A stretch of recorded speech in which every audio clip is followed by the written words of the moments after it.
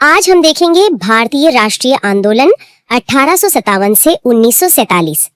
इस श्रृंखला में हम भारतीय राष्ट्रीय आंदोलन के सभी विषयों को पूरी तरह से समझेंगे, जो सभी प्रकार की परीक्षाओं के लिए बहुत महत्वपूर्ण है। तो चलिए सबसे पहले 1857 के विद्रोह से शुरू करते हैं। बिल्कुल, और 1857 को समझने के लिए हमें उस समय के माहौल को समझना होगा। सोचिए, इंग्लैंड में महारानी विक्टोरिया हैं, भारत में गवर्नर जनरल हैं लॉर्ड कैनिंग, और कहने को तो भारत पर एक ट्रेडिंग कंपनी मतलब ईस्ट इंडिया कंपनी का राज था। हाँ, लेकिन सतह के नीचे बहुत कुछ उबल रहा था। और दिलचस्प बात यह है कि इस विद्रोह की एक तरह से योजना बन रही थी। योजना? मुझे लगा था ये अचानक भड़का था। नहीं, कानपुर के पास बिठूर में नाना साहेब और अजीमुल्ला खान जैसे लोग तैयारी कर रहे थे। इसका एक प्रतीक चिन्ह भी था। हाँ, मैंने पढ़ा है इसके बारे में। कमल का फूल और रोटी, ये बहुत अनोखा तरीका था, बहुत अनोखा।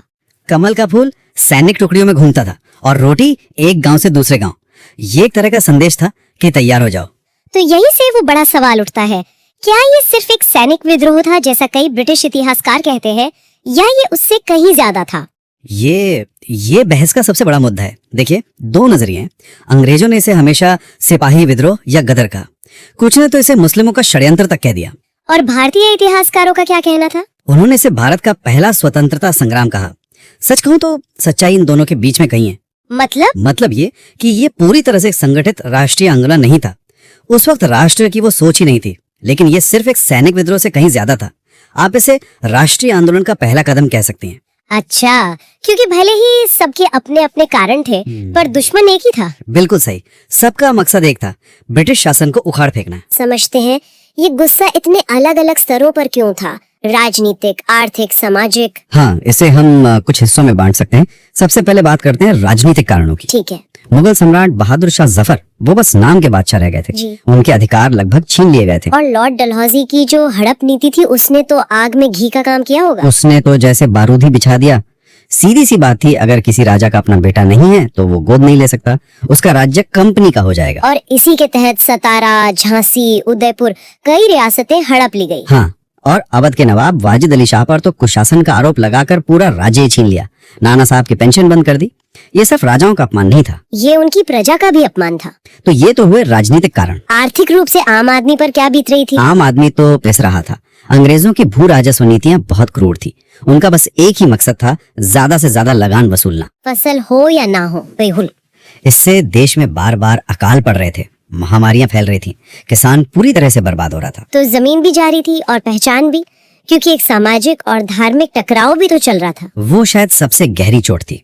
अंग्रेज भारतीयों से नस्लीय भेदभाव करते थे, खुद को बहुत बेहतर समझते थे, और ऊपर से ईसाई मिशनरियों को पूरी छूट दे दी गई थी। एक ब्रिटिश अधिकारी एडवर्ड ने तो साफ कहा था कि हमारा मकसद ही भारत को ईसाई बनाना है। और वो जो 1850 में कानून आया था, लेक्स लॉकी कानून, हाँ, उसने इस डर को और पक्का कर दिया। उस कानून के हिसाब से अगर कोई हिंदू ईसाई बन जाता है तो भी उसे अपनी पैतृक संपत्ति से बेदखल नहीं किया जाएगा। मतलब धर्म बदलने के लिए एक तरह का लालच दिया जा रहा था। तो सीधी सी बात है, लोगों को लगा कि ये सिर्फ हमारी जमीन नहीं है, हमारा धर्म भी छीनना चाहते हैं। तो राजा, किसान, आम आदमी सब परेशान थे। अब आते हैं सैनिकों पर, जो कंपनी की वर्दी पहनते थे। उनके मन में क्या था? उनके मन में को और भी ज्यादा गुस्सा था। भारतीय और यूरोपीय सैनिकों के वेतन और प्रमोशन में जमीन आसमान का फर्क था। एक भारतीय सिपाही कभी सूबेदार से ऊपर नहीं जा सकता था, और 1854 में जब उनकी मुफ्त डाक सेवा बंद कर दी गई तो ये एक बहुत बड़ी चोट थी। घर से दूर बैठे सिपाही के लिए चिट्ठी ही तो सब कुछ होती है। बिल्कुल। तो आप देखिए, बारूद हर तरफ बिछा हुआ था, बस एक चिंगारी की जरूरत थी। और वो चिंगारी थी न्यू एनफील्ड राइफल। हाँ, वो आखिरी तिनका था। 1856 में पुरानी ब्राउन बेस बंदूक की जगह ये नई राइफल आई। इसमें जो कारतूस लगता था उसे मुंह से खींचकर खोलना पड़ता था। और अफवाह ये फैली कि उस पर गाय और सुअर की चर्बी लगी है। बिल्कुल, और ये सिर्फ अफवाह नहीं थी। इससे हिंदू और मुसलमान दोनों सैनिकों की धार्मिक भावनाएं भड़क उठी। सबसे पहले बंगाल के दमदम में सैनिकों ने इसका इस्तेमाल करने से मना कर दिया। और फिर मंगल पांडे की घटना हुई। हाँ, 29 मार्च 1857 को बैरकपुर में मंगल पांडे नाम के एक सिपाही ने 2 अंग्रेज अधिकारियों पर हमला कर दिया। और 8 अप्रैल 1857 को उन्हें फांसी दे दी गई। और इसी फांसी ने विरोध को विद्रोह में बदल दिया। तो मंगल पांडे की शहादत के बाद आग कैसे फैली? मेरठ से शुरुआत हुई है ना? हाँ, 10 मई 1857 मेरठ छावनी के सभी भारतीय सैनिकों ने एक साथ विद्रोह कर दिया।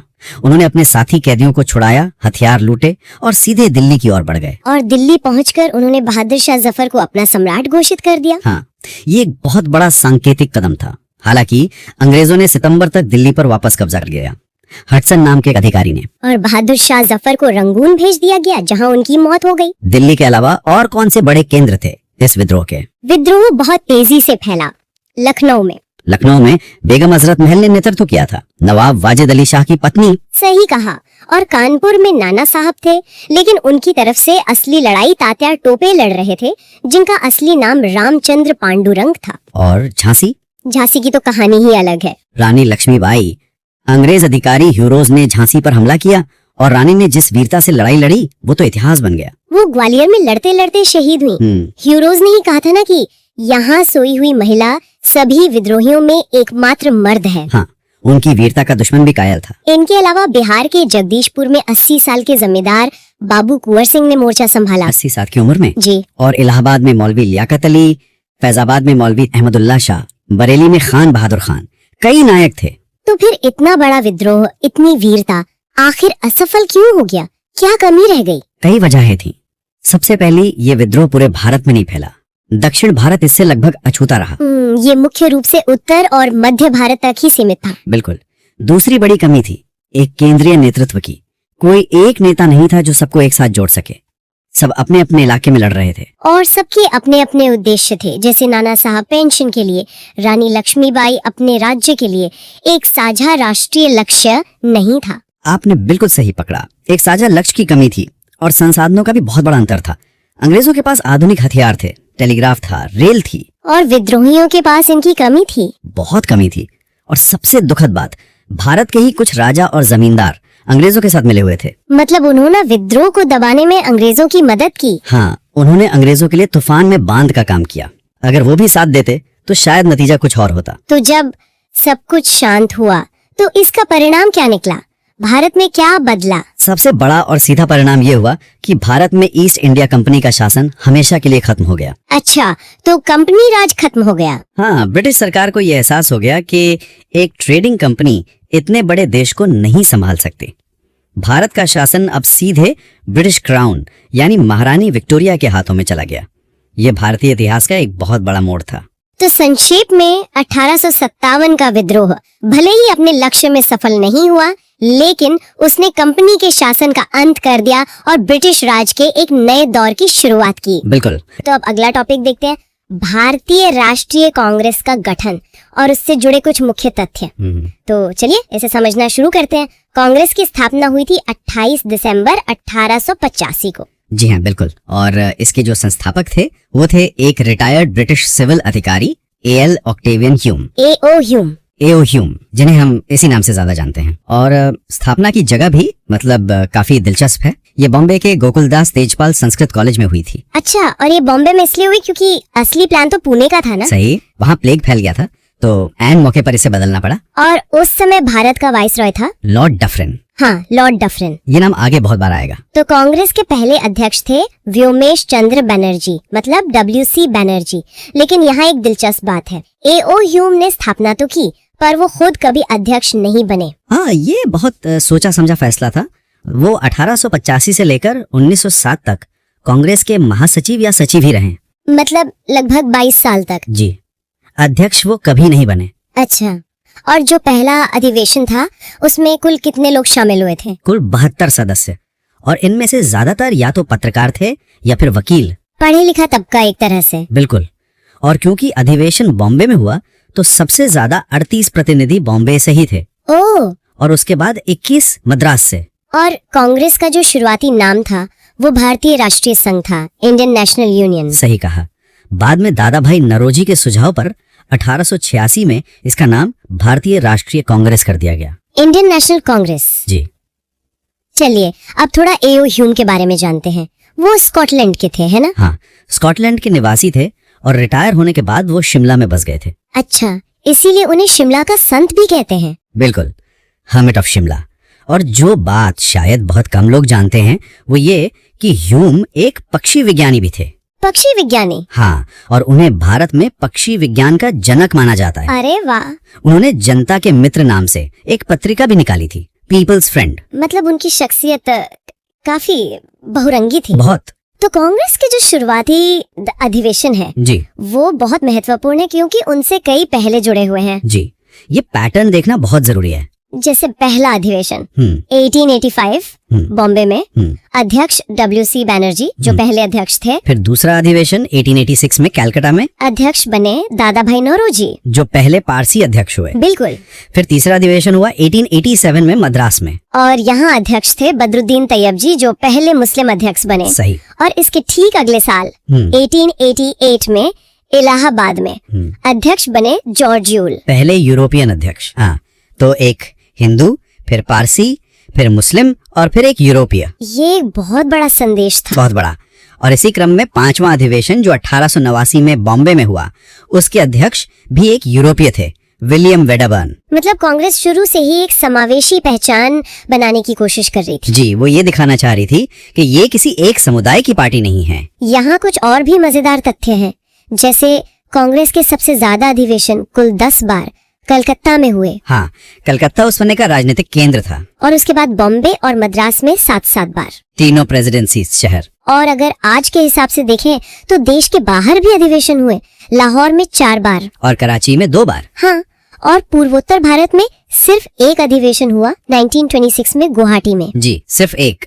यहाँ एक दिलचस्प सवाल उठता है, महात्मा गांधी ने कांग्रेस अधिवेशन की अध्यक्षता तो 1924 में की थी। हाँ, बेलगांव में। लेकिन उन्होंने पहली बार किसी अधिवेशन में हिस्सा कब लिया था? सिर्फ हिस्सा लेने की बात। ये बहुत अच्छा सवाल है।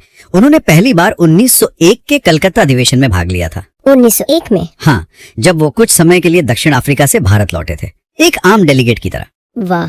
और कुछ साल ऐसे भी थे जब अधिवेशन हुए ही नहीं। हाँ, जैसे 1930 में, फिर 1935 में, और फिर दूसरे विश्व युद्ध के दौरान तो एक लंबा गैप आया 1941 से 1945 तक। तो इसका मतलब क्या है? क्या सब लोग कांग्रेस के गठन से खुश थे? बिल्कुल नहीं, बिल्कुल भी नहीं। उस समय के वाइसरॉय डफरिन ने क्या कहा था? डफरिन ने कहा था कि कांग्रेस सूक्ष्मदर्शी अल्पसंख्यक जनता का प्रतिनिधित्व करती है, मतलब अ माइक्रोस्कोपिक माइनॉरिटी। एक तरह से मजाक उड़ाया था। जी, उनका कहना था कि ये मुट्ठी भर लोग पूरे भारत की आवाज नहीं हो सकते हैं। और लॉर्ड कर्जन, वो तो शायद एक कदम और आगे थे। लॉर्ड कर्जन ने तो यहाँ तक कह दिया था कि कांग्रेस अपने पतन की ओर लड़खड़ा रही है और मेरी इच्छा है कि मैं उसकी शांतिपूर्ण मृत्यु में मदद कर सकूं। ये तो बहुत बड़ी बात है। बहुत बड़ी। बाल गंगाधर तिलक ने भी कांग्रेस की राजनीति की आलोचना की थी, उनकी प्रार्थना, याचना और विरोध की नीति की। हाँ, उन्होंने कहा था कि साल में एक बार मेढक की तरह टर्राने से कुछ नहीं मिलेगा। मतलब ये जो साल में एक बार मीटिंग करने का तरीका था वो उन्हें पसंद नहीं था। बिल्कुल नहीं, वो इसे पॉलिटिकल मेंडिकेंसी या राजनीतिक भिक्षावृत्ति कहते थे। और सबसे महत्वपूर्ण सिद्धांतों में से एक लाला लाजपत राय ने दिया था, सेफ्टी वाल्व का सिद्धांत। जी, उन्होंने कांग्रेस को डफरिन के दिमाग की उपज बताया। सेफ्टी वाल्व सिद्धांत, इसका मतलब क्या था? इस सिद्धांत के अनुसार अंग्रेजों ने कांग्रेस की स्थापना जानबूझकर की थी, अच्छा, ताकि भारतीयों का जो गुस्सा और असंतोष है वो एक संगठित मंच के जरिए धीरे धीरे बाहर निकलता रहे, जैसे प्रेशर कुकर का सेफ्टी वाल्व। एकदम सही। ताकि कोई बड़ा विद्रोह ना हो, जैसे 1857 में हुआ था। और अश्विनी कुमार दत्त ने इसे 3 दिन का तमाशा कहा था। हाँ, मतलब 3 दिन मिलते हैं, कुछ प्रस्ताव पास करते हैं और फिर सब अपने अपने घर। और महात्मा गांधी, उन्होंने तो आजादी के बाद कांग्रेस को खत्म करने का सुझाव दिया था। जी, उनका मानना था कि कांग्रेस का काम आजादी दिलाना था और वो काम पूरा हो चुका है, तो अब इसे भंग कर देना चाहिए। तो क्या कांग्रेस भारत की पहली राजनीतिक संस्था थी या इससे पहले भी संगठन बन चुके थे? नहीं, पहली नहीं थी। इससे पहले भी कई संगठन थे। जैसे 1838 में द्वारकानाथ टैगोर ने लैंड होल्डर्स सोसाइटी बनाई थी। उसे भारत की पहली राजनीतिक संस्था मानते हैं ना? हाँ, लेकिन वो मुख्य रूप से जमींदारों के हितों की बात करती थी। तो जो संगठन सबसे महत्वपूर्ण था, जिसे कांग्रेस की पूर्ववर्ती संस्था कह सकते हैं, वो कौन सा था? वो था इंडियन एसोसिएशन या भारत संघ। इसकी स्थापना 1876 में हुई थी। नंदमोहन बोस ने कलकत्ता में की थी। यही वजह है कि सुरेंद्रनाथ बैनर्जी कांग्रेस के 1885 के पहले अधिवेशन में शामिल नहीं हुए थे। बिल्कुल सही, क्योंकि उसी समय कलकत्ता में इंडियन एसोसिएशन का अपना अधिवेशन चल रहा था। तो दोनों एक ही समय पर हो रहे थे। हाँ, लेकिन बाद में 1886 में इंडियन एसोसिएशन का विलय कांग्रेस में कर दिया गया। और इस विलय से कांग्रेस को बहुत मजबूती मिली होगी। जबरदस्त। इसके बाद ही वो सही मायनों में एक अखिल भारतीय संगठन बने। तो चलिए अब अगला टॉपिक देखते हैं, भारतीय राष्ट्रीय आंदोलन के विभिन्न चरण और प्रमुख नेता। जी, भारतीय राष्ट्रीय आंदोलन को अगर हम देखें तो इसे मुख्य रूप से 3 चरणों में बांटा जाता है। 3 चरण? हाँ, पहला है उदारवादी चरण, जो 1885 से 1905 तक चला। फिर आता है उग्रवादी चरण 1905 से 1919 तक। और तीसरा सबसे महत्वपूर्ण गांधीवादी चरण। बिल्कुल, 1919 से लेकर आजादी तक यानी 1947 तक। और जाहिर है इन चरणों के नेताओं की सोच, उनके काम करने के तरीके सब कुछ अलग अलग थे। एकदम अलग। जैसे उदारवादी नेता सुधारों में विश्वास करते थे और अपनी मांगे प्रार्थना पत्रों के जरिए रखते थे। हाँ, कॉन्स्टिट्यूशनल मेथड्स में। वहीं उग्रवादी नेताओं का मुख्य उद्देश्य था स्वराज, और वो इसके लिए आंदोलन, बहिष्कार, हड़ताल जैसे तरीकों पर जोर देते थे। और एक और श्रेणी भी तो है, क्रांतिकारी नेता। जी, जैसे भगत सिंह और चंद्रशेखर आजाद, जो जरूरत पड़ने पर हिंसा का सहारा लेने से भी नहीं हिचकिचाते थे। ठीक है, तो उदारवादियों से शुरू करते हैं। सबसे पहले बात करते हैं सुरेंद्र नाथ बनर्जी की। हाँ। यहाँ एक दिलचस्प तथ्य है कि वे सिविल सेवा से बर्खास्त होने वाले पहले भारतीय थे। जी, और शायद इसी वजह से उन्होंने सिविल सर्विसेज आंदोलन का नेतृत्व भी किया। अच्छा। उन्होंने 1876 में इंडियन एसोसिएशन की स्थापना की, जिसे कांग्रेस की पूर्ववर्ती संस्था भी माना जाता है, और वो 2 बार कांग्रेस के अध्यक्ष भी रहे, 1895 और 1902 में। उनकी एक बहुत प्रसिद्ध किताब भी है, अ नेशन इन मेकिंग। हाँ, और उन्होंने बंगाली नाम की एक पत्रिका भी शुरू की थी, जिसमें एक लेख लिखने की वजह से उन्हें जेल भी हुई थी। बिल्कुल। अब आते हैं गोपाल कृष्ण गोखले पर। सबसे खास बात तो ये है कि वो सिर्फ महात्मा गांधी के ही नहीं, बल्कि मोहम्मद अली जिन्ना के भी राजनीतिक गुरु थे। ये एक ऐसा तथ्य है जिसपे अक्सर लोग ध्यान नहीं देते। गोखले ने 1905 में सर्वेंट्स ऑफ इंडिया सोसाइटी की स्थापना की। 1905 में? हाँ, और उसी साल उन्होंने कांग्रेस के बनारस अधिवेशन की अध्यक्षता भी की थी। वो बंगाल विभाजन और स्वदेशी आंदोलन का दौर था, तो ये बहुत महत्वपूर्ण था। उन्हें उपाधियां भी कई मिली। गांधी जी ने उन्हें पुण्यात्मा गोखले कहा, जिन्ना ने ऋषि गोखले कहा, और तिलक ने तो भारत का रत्न कहा था।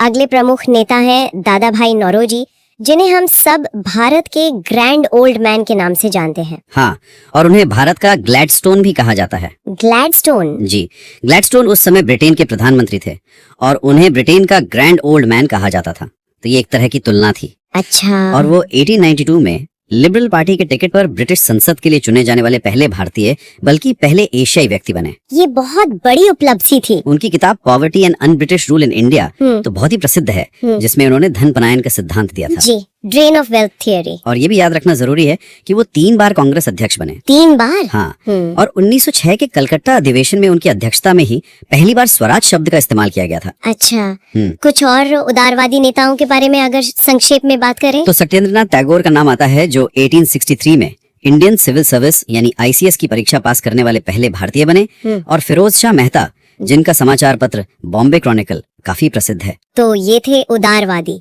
अब बात करते हैं उग्रवादी या गर्मपंथी नेताओं की। इसमें सबसे पहला और प्रमुख नाम है बाल गंगाधर तिलक का। तिलक, जिन्हें लोकमान्य और हिंदू राष्ट्रवाद के पिता के रूप में भी जाना जाता है, उन्होंने महाराष्ट्र में सामाजिक चेतना जगाने के लिए 1893 में गणपति उत्सव और 1895 में शिवाजी उत्सव की शुरुआत की। उनके 2 समाचार पत्र बहुत महत्वपूर्ण हैं, मराठा जो अंग्रेजी में था और केसरी जो मराठी भाषा में था। यहाँ अक्सर भाषा को लेकर सवाल पूछे जाते हैं। बिल्कुल, मराठा एक साप्ताहिक पत्र था और केसरी दैनिक। वैलेंटाइन शिरोल ने अपनी किताब इंडियन अनरेस्ट में तिलक को भारतीय अशांति का जनक कहा था। और इस पर तिलक ने मानहानि का मुकदमा भी किया था। जी बिल्कुल, उन्हें 2 बार राजद्रोह के आरोप में जेल भी हुई। हाँ, पहली बार 1897 में 18 महीने के लिए और दूसरी बार 1908 में 6 साल के लिए। और उन्हें बर्मा की मांडले जेल में रखा गया था। जी, और यहीं पर उन्होंने गीता रहस्य नामक किताब लिखी थी। अगले नेता हैं लाला लाजपत राय, जिन्हें पंजाब केसरी या शेर पंजाब भी कहा जाता है। उनकी किताब अनहैप्पी इंडिया कई परीक्षाओं में पूछी गई है। और एक और महत्वपूर्ण तथ्य है कि वे 1920 में all India trade union Congress यानी AITUC के पहले अध्यक्ष बने। और 1928 में साइमन कमीशन का विरोध करते हुए लाहौर में लाठीचार्ज में वो गंभीर रूप से घायल हो गए और बाद में उनका निधन हो गया। हाँ, और उनका वो प्रसिद्ध कथन था, मेरे शरीर पर किया गया एक एक आघात ब्रिटिश साम्राज्य के ताबूत पर कील साबित होगा। अब बात करते हैं बिपिन चंद्र पाल की। उन्होंने विधवा पुनर्विवाह को प्रोत्साहित करने के लिए खुद एक विधवा से विवाह किया था। जी, उन्होंने परिदृश्यक नामक एक पत्रिका भी निकाली और उनकी आत्मकथा मेरे जीवन और समय की यादें भी उल्लेखनीय है। और इस सूची में आखिरी प्रमुख नाम है अरविंदो घोष का। अरविंदो घोष। हाँ।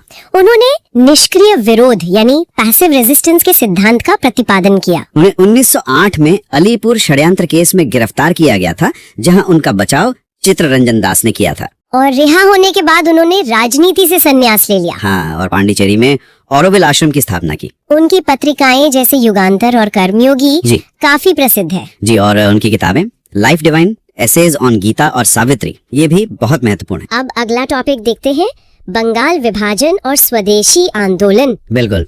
सबसे पहले उस समय के बंगाल को समझते हैं, क्योंकि ये आज के पश्चिम बंगाल से बहुत बहुत अलग था। बहुत ज्यादा अलग। उस समय के बंगाल का मतलब था आज का पश्चिम बंगाल, बिहार, झारखंड, उड़ीसा, असम और पूरा का पूरा बांग्लादेश। बाप रे, इतना बड़ा? हाँ, आप कल्पना कर सकती हैं कि ये कितना बड़ा और प्रभावशाली प्रांत रहा होगा। ये ब्रिटिश भारत की एक तरह से आर्थिक और राजनीतिक शक्ति का केंद्र था। तो फिर इसे बांटने की जरूरत क्यों पड़ी?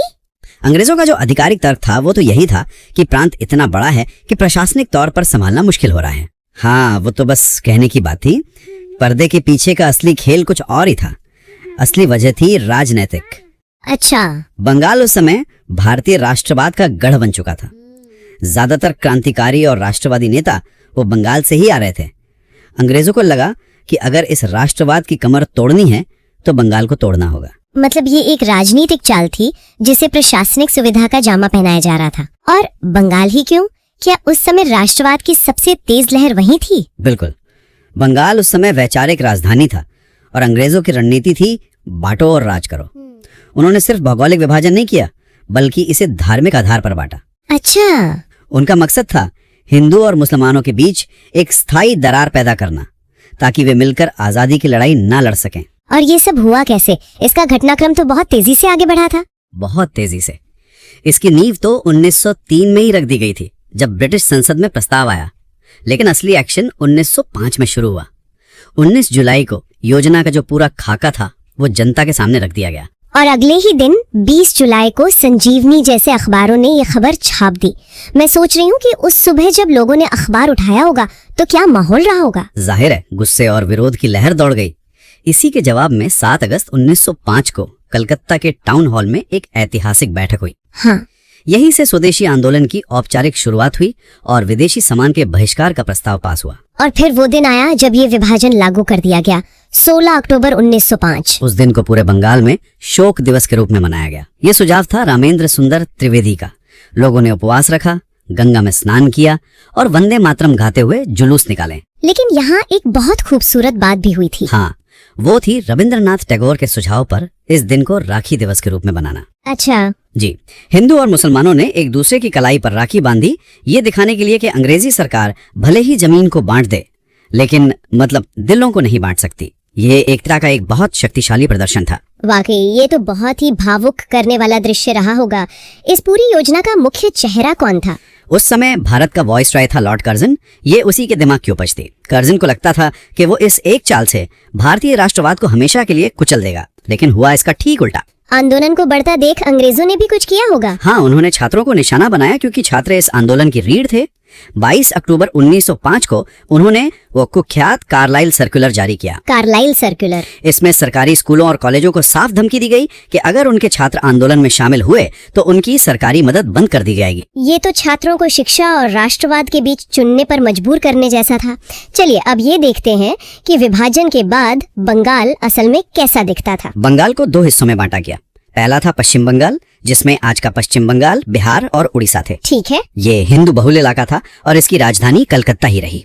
यहाँ का लेफ्टिनेंट गवर्नर एंड्रू फ्रेजर को बनाया गया। और दूसरा हिस्सा? दूसरा था पूर्वी बंगाल और असम। इसमें पूरा बांग्लादेश और असम का क्षेत्र था।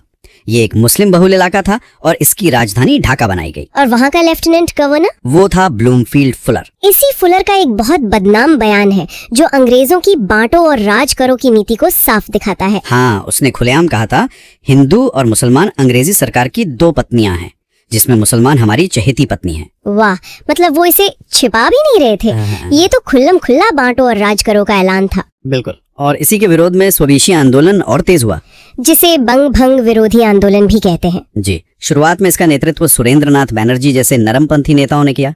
उन्होंने कहा था, विभाजन हमारे ऊपर एक वज्र की भांति गिरा है। मतलब ये खबर उन पे बिजली की तरह गिरी थी। और वंदे मातरम का नारा तो इस आंदोलन की पहचान बन गया था। हाँ, ये नारा इतना लोकप्रिय हुआ कि आंध्र प्रदेश के डेल्टा इलाकों में इस आंदोलन को लोग वंदे मातरम आंदोलन के नाम से ही जानते थे।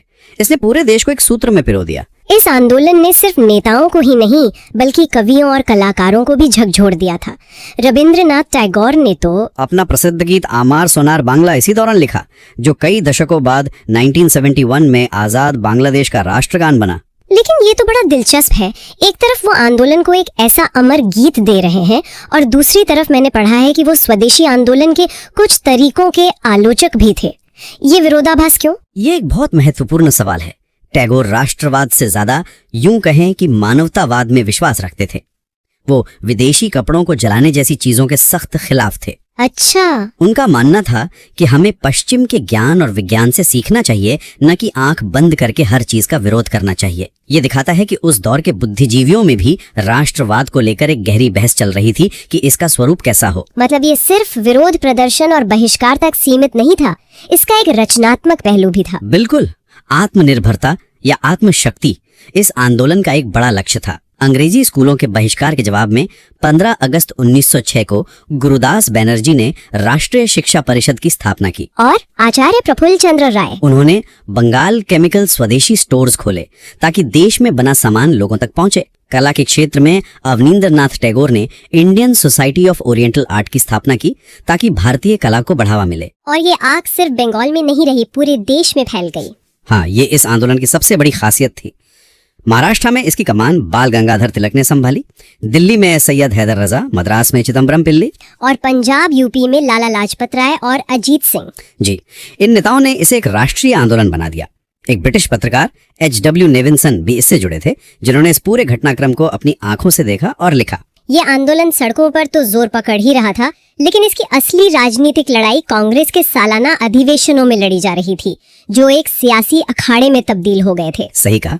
1905 से 1907 के बीच के जो 3 कांग्रेस अधिवेशन हैं, वो इस कहानी के लिए बेहद महत्वपूर्ण हैं। यहीं से कांग्रेस के अंदर की दरारें सतह पर आने लगी। शुरुआत करते हैं 1905 के बनारस अधिवेशन से। इसके अध्यक्ष थे गोपाल कृष्ण गोखले, जो एक नरमपंथी नेता थे। यहाँ कांग्रेस ने स्वदेशी और बहिष्कार आंदोलन का समर्थन तो किया, लेकिन ये समर्थन मतलब आधे अधूरे मन से था। गोखले ने विभाजन को एक निर्मम भूल कहा, पर गरम दल के नेता इससे ज्यादा की उम्मीद कर रहे थे। और 1906 के कलकत्ता अधिवेशन में ये दरार और चौड़ी हो गई। हाँ, यहाँ तो अध्यक्ष पद को लेकर ही गरम दल और नरम दल आमने सामने आ गए। अंत में सबका सम्मान रखने के लिए दादा भाई नौरोजी को अध्यक्ष बनाया गया, जिन्हें कोई मना नहीं कर सकता था। लेकिन बात तो बन गई गरम दल वालों की। हाँ, उनके दबाव में 4 ऐतिहासिक प्रस्ताव पास हुए: स्वदेशी, बहिष्कार, राष्ट्रीय शिक्षा और स्वशासन। और सबसे बड़ी बात, कांग्रेस के मंच से पहली बार स्वराज शब्द का इस्तेमाल दादा भाई नौरोजी ने यही किया। ये तो एक बहुत बड़ी घटना रही होगी। ये एक जबरदस्त जीत थी गरम दल के लिए, लेकिन इसने नरम दल के नेताओं को असहज कर दिया। उन्हें लगा कि आंदोलन उनके हाथ से निकल रहा है। मतलब ये सिर्फ अध्यक्ष पद की लड़ाई नहीं थी। नहीं, ये कांग्रेस की आत्मा की लड़ाई थी। नरम दल का मानना था कि हमें अंग्रेजों के न्याय पर भरोसा करना चाहिए और याचिकाओं और प्रार्थना पत्रों के जरिए धीरे धीरे आगे बढ़ना चाहिए। और गरम दल? वहीं तिलक जैसे गरम दल के नेताओं का कहना था कि ये भिक्षावृत्ति का समय गया, अब हमें अपना हक संघर्ष और जन आंदोलन से लेना होगा। वो पूर्ण स्वराज्य चाहते थे। और इस वैचारिक लड़ाई का नतीजा हमें 1907 के सूरत अधिवेशन में देखने को मिला। असली तूफान तो 1907 में सूरत में ही आया। अध्यक्ष पद को लेकर फिर विवाद हुआ। गरम दल लाला लाजपत राय को अध्यक्ष बनाना चाहता था, जबकि नरम दल रास बिहारी घोष के पक्ष में था। लेकिन विवाद सिर्फ अध्यक्ष पद का नहीं था, है ना? नहीं, असली मुद्दा आंदोलन का भविष्य था। गरम दल चाहता था कि स्वदेशी और बहिष्कार को पूरे देश में फैलाया जाए, और इसमें सिर्फ विदेशी सामान ही नहीं बल्कि सरकारी स्कूलों, अदालतों और नौकरियों का भी बहिष्कार हो। जबकि नरम दल इसे बंगाल तक ही सीमित रखना चाहता था। बिल्कुल, वो इसे सिर्फ बंगाल और विदेशी सामान के बहिष्कार तक सीमित रखना चाहते थे। और फिर अधिवेशन में क्या हुआ? अधिवेशन में भारी हंगामा हुआ। बहस इतनी बड़ी कि बात हाथापाई तक पहुंच गई, कुर्सियां फेंकी गईं, और नतीजा ये हुआ कि भारतीय राष्ट्रीय कांग्रेस 2 टुकड़ों में बंट गई, गरम दल और नरम दल। हाँ, गरम दल को कांग्रेस से निकाल दिया गया। इस घटना का क्या असर हुआ? नेताओं पर इसका गहरा असर हुआ। एनी बेसेंट ने इसे भारतीय इतिहास का एक काला दिन कहा, लेकिन सबसे ज्यादा खुश अंग्रेज हुए। हाँ, जाहिर है। उस समय के वाइसरॉय लॉर्ड मिंटो द्वितीय ने भारत सचिव को चिट्ठी लिखकर कहा, सूरत में कांग्रेस का पतन हमारी सबसे बड़ी जीत है। और उन्होंने इस विभाजन का पूरा फायदा उठाया होगा। उन्होंने वही किया जो वो हमेशा से करते आए थे। उन्होंने नरम दल को फुसलाने के लिए छोटे मोटे सुधारों का लॉलीपॉप दिखाया और दूसरी तरफ गरम दल के नेताओं पर पूरी ताकत से हमला बोल दिया। मतलब दमन का एक नया दौर शुरू हुआ। हाँ, एक एक करके सभी बड़े नेताओं को निशाना बनाया गया। 1907 में लाला लाजपत राय को देश निकाला दे दिया गया और तिलक को 1908 में बाल गंगाधर तिलक पर राजद्रोह का मुकदमा चलाकर उन्हें 6 साल के लिए बर्मा की मांडले जेल भेज दिया गया। अरविंद घोष और बिपिन चंद्र पॉल जैसे नेता भी या तो जेल में थे या उन्होंने राजनीति से संन्यास ले लिया। इसका मतलब 1908 तक स्वदेशी आंदोलन पूरी तरह से नेतृत्व विहीन हो गया। बिल्कुल, आंदोलन की सबसे बड़ी ताकत उसके नेता अब मैदान में नहीं थे। कांग्रेस का विभाजन, 1906 में मुस्लिम लीग की स्थापना और किसानों का व्यापक समर्थन न मिल पाना, इन सब कारणों से शक्तिशाली आंदोलन धीरे धीरे दम तोड़ गया। लेकिन कहानी यहाँ खत्म नहीं होती। जिस बंगाल विभाजन से ये सब शुरू हुआ था उसे तो आखिरकार रद्द करना पड़ा। हाँ, ये उस वक्त के हिसाब से भारतीय राष्ट्रवाद की एक बहुत बड़ी जीत थी। इसने लोगों को ये यकीन दिलाया कि अगर वो एक साथ खड़े हों तो सरकार को झुकाया जा सकता है। और ये हुआ कब? 1911 में जब किंग जॉर्ज पंचम भारत आए तो दिल्ली में एक भव्य दरबार लगा। उसी दरबार में वाइसरॉय लॉर्ड हार्डिंग द्वितीय ने बंगाल विभाजन को रद्द करने की घोषणा की। ये फैसला अचानक तो नहीं लिया गया होगा, इसके पीछे भी कोई कहानी होगी। ये फैसला अरुणडेल समिति की सिफारिशों पर आधारित था। जब आंदोलन और विरोध बहुत बढ़ गया तो अंग्रेजों को भी लगा कि शायद उनसे कोई गलती हो गई है, तो उन्होंने 1906 में ही इस समिति का गठन किया था। अच्छा, ये पता लगाने के लिए कि इस समस्या को कैसे सुलझाया जाए। जी, और उस समिति ने कहा कि सबसे अच्छा यही है कि बंगाल को फिर से एक कर दिया जाए। हालांकि उन्होंने बिहार और उड़ीसा को बंगाल से अलग कर दिया, लेकिन भाषाई आधार पर बंगाली भाषी क्षेत्रों को फिर से एक कर दिया गया। चलिए अब अगला टॉपिक देखते हैं, मुस्लिम लीग का गठन। बंगाल विभाजन के बाद माहौल तो पहले से ही गर्म था, तो फिर इस नए संगठन की जरूरत क्यों पड़ी? देखिए, ये बिल्कुल सही सवाल है।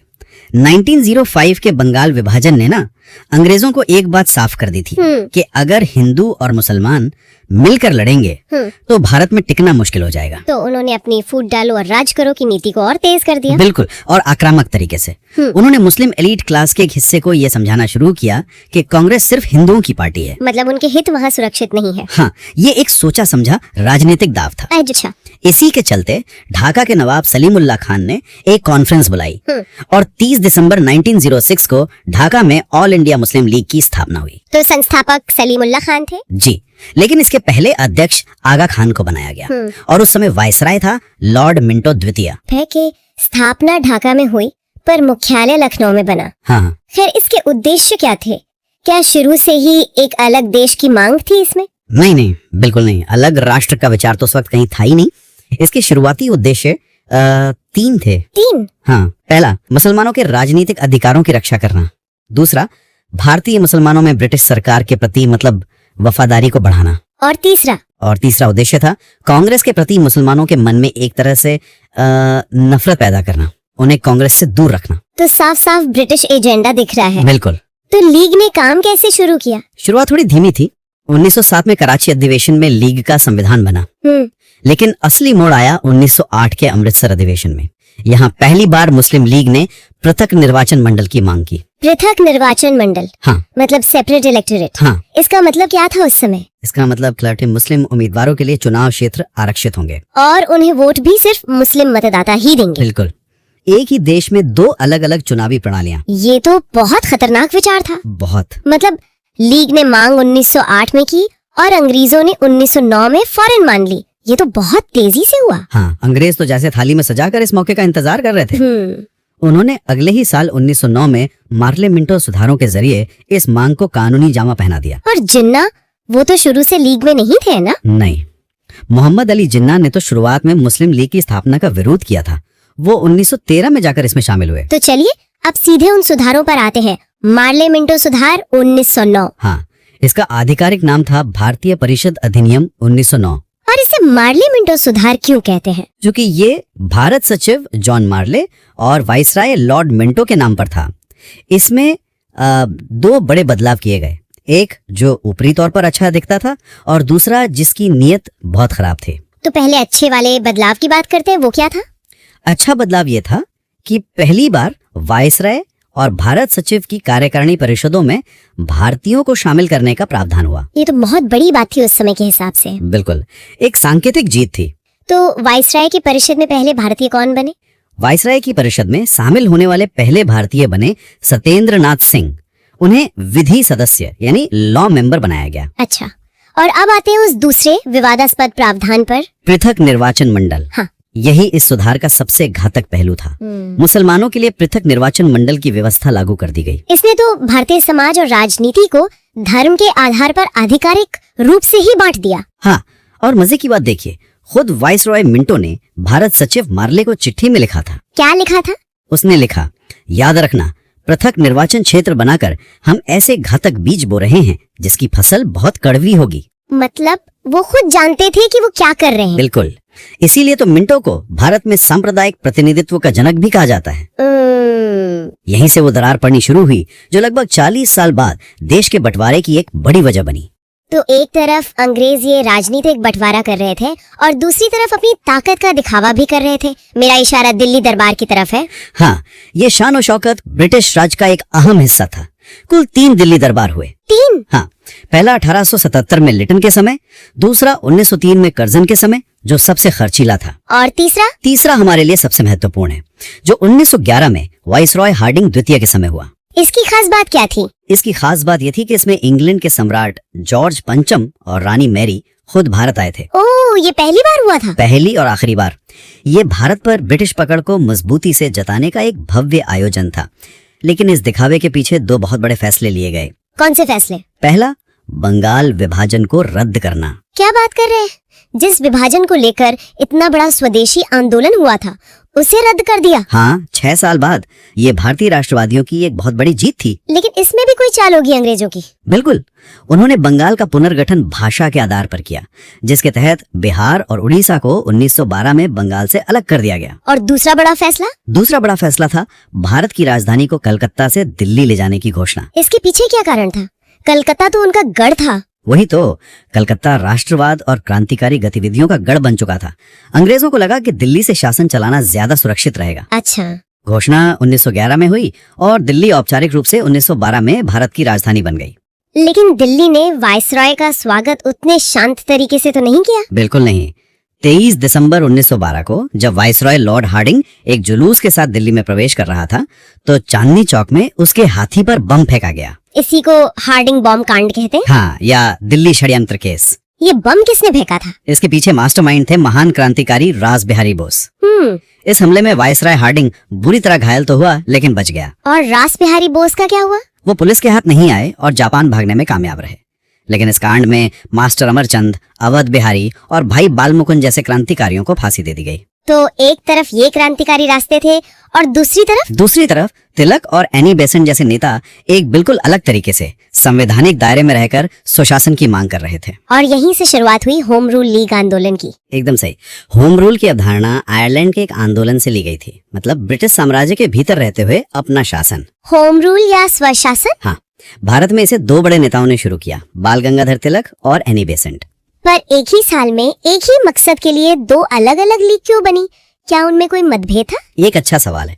कोई बड़ा सैद्धांतिक मतभेद नहीं था, लेकिन दोनों के काम करने का तरीका और समर्थकों का आधार अलग था। अच्छा।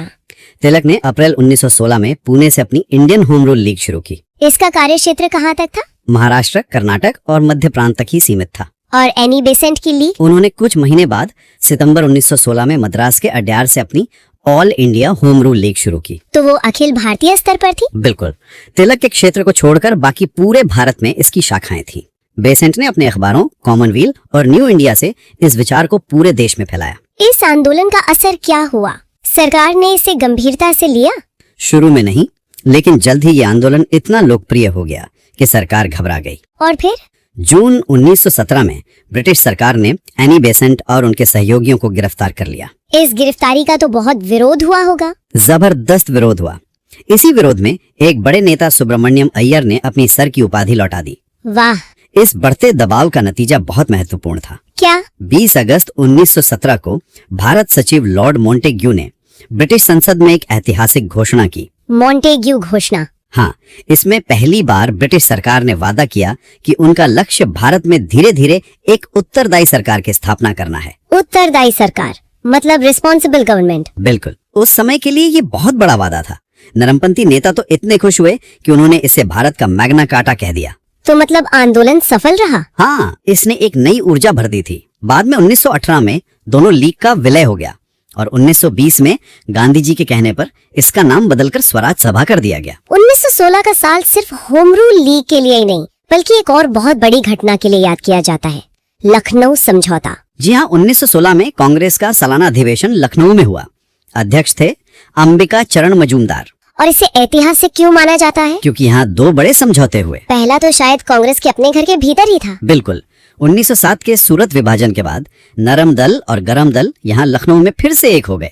इसमें तिलक और एनी बेसेंट की भूमिका रही होगी। हाँ, बहुत महत्वपूर्ण भूमिका। कांग्रेस फिर से एक मजबूत राजनीतिक शक्ति बन गई। और दूसरा समझौता जो शायद इससे भी ज्यादा बड़ा था, वो था कांग्रेस और मुस्लिम लीग के बीच समझौता। अच्छा, इस समझौते को कराने में भी तिलक और मोहम्मद अली जिन्ना दोनों का बड़ा योगदान था। नीति का नतीजा माना उसी ने लीग के साथ समझौता कर लिया। हाँ, और इस समझौते की सबसे विवादास्पद बात ये थी कि कांग्रेस ने मुस्लिम लीग की पृथक निर्वाचन वाली मांग को औपचारिक रूप से स्वीकार कर लिया। क्या ये वही मांग जिसके लिए कांग्रेस सालों से अंग्रेजों की आलोचना कर रही थी? जी, पर कांग्रेस ने ऐसा क्यों किया? ये तो उनके अपनी ही विचारधारा के खिलाफ था। उस समय के नेताओं को लगा कि अंग्रेजों के खिलाफ एक संयुक्त मोर्चा बनाने के लिए ये एक जरूरी कुर्बानी है। मतलब हिंदू मुस्लिम एकता के लिए? हाँ, लेकिन ये एक बहुत बड़ी रणनीतिक भूल साबित हुई। मदन मोहन मालवीय जैसे कुछ नेताओं ने उस वक्त भी इसका कड़ा विरोध किया था। उस समय का माहौल कितना अलग रहा होगा। जिन्ना जो बाद में पाकिस्तान के संस्थापक बने, वो तब हिंदू मुस्लिम एकता की कोशिश कर रहे थे। हाँ, और इसी समझौते के बाद सरोजनी नायडू ने उन्हें हिंदू मुस्लिम एकता का दूत कहा था। और इसी लखनऊ अधिवेशन में एक और ऐसी घटना घटी जिसने भारत के भविष्य की कहानी लिख दी। बिल्कुल, इसी अधिवेशन में बिहार के चंपारण से आया एक किसान राजकुमार शुक्ल गांधी जी से मिला। अच्छा, ये मुलाकात यही हुई थी? हाँ, शुक्ल ने गांधी जी को चंपारण के नील किसानों की दुर्दशा के बारे में बताया और उनसे चंपारण आने की जिद की। और गांधी जी मान गए? हाँ, गांधी जी ने वादा किया और यहीं से आप कह सकते हैं भारत में गांधी युग के एक नए अध्याय की जमीन तैयार हुई। तो ये दशक जो सांप्रदायिक बंटवारे के बीज बोने से शुरू हुआ था, उसका अंत एक नाजुक एकता और एक नई उम्मीद के साथ हुआ। चलिए अब अगला टॉपिक देखते हैं, साइमन कमीशन। जी, तो साइमन कमीशन को समझने के लिए हमें थोड़ा पीछे मतलब 1919 के मॉन्टेग्यू चेम्सफोर्ड सुधारों पर जाना होगा। हाँ, उसी कानून में ये लिखा था कि 10 साल बाद एक आयोग बनेगा। बिल्कुल, जो ये देखेगा कि भारत में जिम्मेदार सरकार का सिस्टम कितना काम कर रहा है। तो कायदे से तो इसे 1929 में बनना चाहिए था। लेकिन ये तो 2 साल पहले ही बन गया, 8 नवंबर 1927 को। इतनी जल्दी क्या थी? जल्दी असल में भारत के लिए नहीं बल्कि ब्रिटेन की अपनी राजनीति के लिए थी। अच्छा। हाँ, 1929 में वहाँ चुनाव होने वाले थे और जो कंजर्वेटिव पार्टी थी उसे डर था कि लेबर पार्टी जीत जाएगी। और लेबर पार्टी को भारतीयों के प्रति थोड़ा नरम माना जाता था। एकदम सही। तो कंजर्वेटिव्स को लगा कि अगर लेबर पार्टी ने आयोग बनाया तो वो शायद भारतीयों को ज्यादा अधिकार दे देगी, तो उन्होंने चुनाव से पहले ही अपनी पसंद का आयोग बना दिया। अच्छा, तो ये बात थी। तो उस समय वॉइसरॉय लॉर्ड इरविन थे और भारत सचिव बर्कनहेड जी, और अध्यक्ष थे सर जॉन साइमन, जिनके नाम पर इसका नाम पड़ा। पर इसके विरोध की सबसे बड़ी वजह तो कुछ और ही थी। हाँ बिल्कुल, वजह थी इसके सदस्य।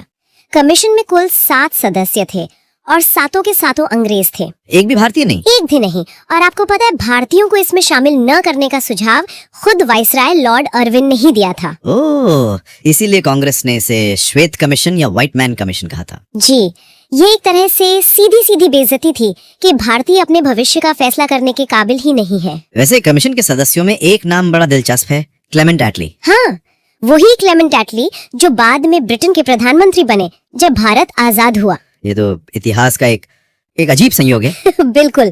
तो कांग्रेस ने दिसंबर 1927 के अपने मद्रास अधिवेशन में इसके पूरे बहिष्कार का फैसला कर लिया। उस अधिवेशन के अध्यक्ष थे M.A. अंसारी। और मुस्लिम लीग ने क्या किया? मुस्लिम लीग का जो जिन्ना गुट था उसने भी इसका बहिष्कार किया। तो जब ये कमीशन 3 फरवरी 1928 को बम्बई पहुंचा तो इसका स्वागत जाहिर है अच्छा नहीं हुआ होगा। स्वागत हुआ काले झंडों और साइमन गो बैक के नारों से। जी। पूरे देश में गुस्सा था।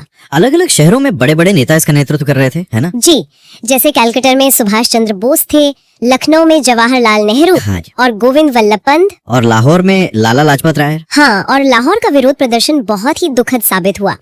31 अक्टूबर 1928 को पुलिस ने शांतिपूर्ण भीड़ पर बेरहमी से लाठीचार्ज किया और उसी में लाला लाजपत राय गंभीर रूप से घायल हो गए। जी, और कुछ ही हफ्तों बाद 17 नवंबर 1928 को उनका निधन हो गया। बहुत बहुत बड़ी क्षति थी ये। बहुत बड़ी।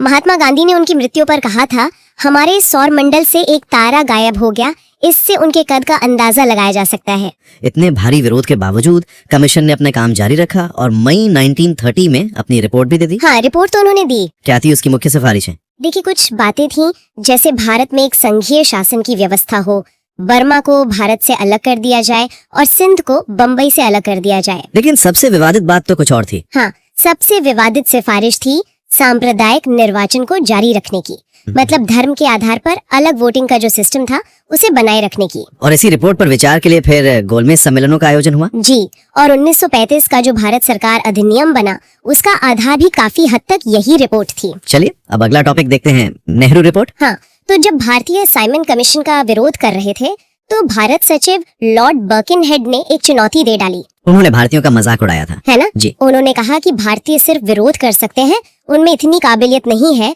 कि वो सब मिलकर एक ऐसा संविधान बना सकें जो उनके अपने सभी दलों को मंजूर हो। और इस चुनौती को भारतीय नेताओं ने स्वीकार कर लिया। बिल्कुल। मई 1928 में बम्बई में एक सर्वदलीय सम्मेलन हुआ और उसमें मोतीलाल नेहरू की अध्यक्षता में एक समिति बनाई गई, जिसे संविधान का एक मसौदा तैयार करने का काम दिया गया। जी हाँ, और इस समिति ने 28 अगस्त 1928 को अपनी रिपोर्ट पेश की, जिसे हम नेहरू रिपोर्ट के नाम से जानते हैं। इसे भारतीय संविधान का ब्लूप्रिंट भी कहते हैं। हाँ, कहते हैं। इसका प्रारूप मोतीलाल नेहरू और तेज बहादुर सप्रू, इन दोनों ने मिलकर तैयार किया था। तो इस रिपोर्ट की सबसे जरूरी बातें क्या थी? सबसे पहली और बड़ी मांग थी भारत को डोमिनियन राज्य का दर्जा देने की, यानी ब्रिटिश साम्राज्य के भीतर ही स्वशासन। बिल्कुल। इसके अलावा सांप्रदायिक निर्वाचन प्रणाली को खत्म करने की बात कही गई। ये एक बहुत बड़ा कदम था। हाँ, साथ ही केंद्र और प्रांतों के बीच शक्तियों के विभाजन की बात थी और अवशिष्ट शक्तियाँ केंद्र के पास रखने का सुझाव था। और इसमें मौलिक अधिकारों की भी मांग थी। जी, 19 मौलिक अधिकारों की मांग की गई। साथ ही भाषा के आधार पर प्रांतों का गठन हो और सभी वयस्कों को वोट का अधिकार मिले, जिसमें महिलाएं भी शामिल हों। लेकिन रिपोर्ट में हर कोई एक मत नहीं था, खासकर कांग्रेस के अंदर ही। सही कहा। जवाहरलाल नेहरू और सुभाष चंद्र बोस जैसे जो युवा नेता थे, वो डोमिनियन दर्जे की मांग के खिलाफ थे। वो पूर्ण स्वराज चाहते थे। जी, उन्हें पूरी आजादी चाहिए थी। इसीलिए उन्होंने 1928 में ऑल इंडिया इंडिपेंडेंस लीग का गठन भी किया। तो फिर इस मतभेद को कैसे सुलझाया गया? यहाँ महात्मा गांधी ने एक बीच का रास्ता निकाला। उन्होंने सरकार को 1 साल का समय दिया था। हाँ, उन्होंने कहा कि अगर सरकार 1 साल के अंदर नेहरू रिपोर्ट को लागू नहीं करती तो कांग्रेस पूर्ण स्वराज के लिए एक बड़ा आंदोलन शुरू करेगी। ये एक तरह से अल्टीमेटम था। अब अगला टॉपिक देखते हैं, जिन्ना का 14 सूत्रीय कार्यक्रम। जी, तो जैसा हमने देखा, नेहरू रिपोर्ट ने सांप्रदायिक निर्वाचन को खत्म करने की बात की थी और यही बात मुस्लिम लीग को पसंद नहीं आई। बिल्कुल। जिन्ना ने नेहरू रिपोर्ट में कुछ बदलाव सुझाए। जैसे उनकी एक बड़ी मांग थी कि केंद्रीय विधायिका में मुसलमानों के लिए 1/3 यानी 33% सीटें आरक्षित हों। लेकिन ये मांग स्वीकार नहीं की गई और इसी के जवाब में जिन्ना ने मार्च 1929 में अपना 14 सूत्रीय कार्यक्रम पेश किया। तो इसमें क्या मुख्य मांगे थी? ये नेहरू रिपोर्ट से कैसे अलग था? देखिए, कई मायनों में ये नेहरू रिपोर्ट के ठीक उलट था।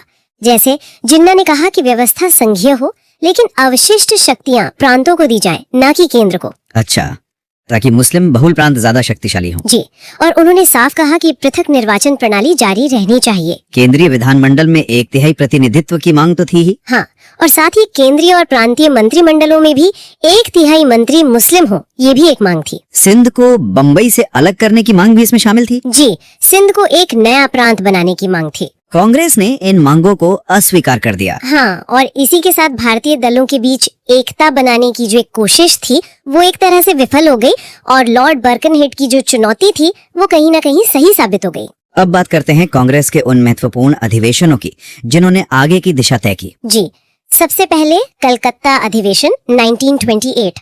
इसकी अध्यक्षता मोतीलाल नेहरू ने की थी और इसी में नेहरू रिपोर्ट को पारित किया गया और सरकार को 1 साल की मोहलत दी गई थी। बिल्कुल। और फिर आया ऐतिहासिक लाहौर अधिवेशन 1929 का। इसकी अध्यक्षता जवाहरलाल नेहरू ने की थी। हाँ, और ये एक बहुत ही महत्वपूर्ण अधिवेशन था।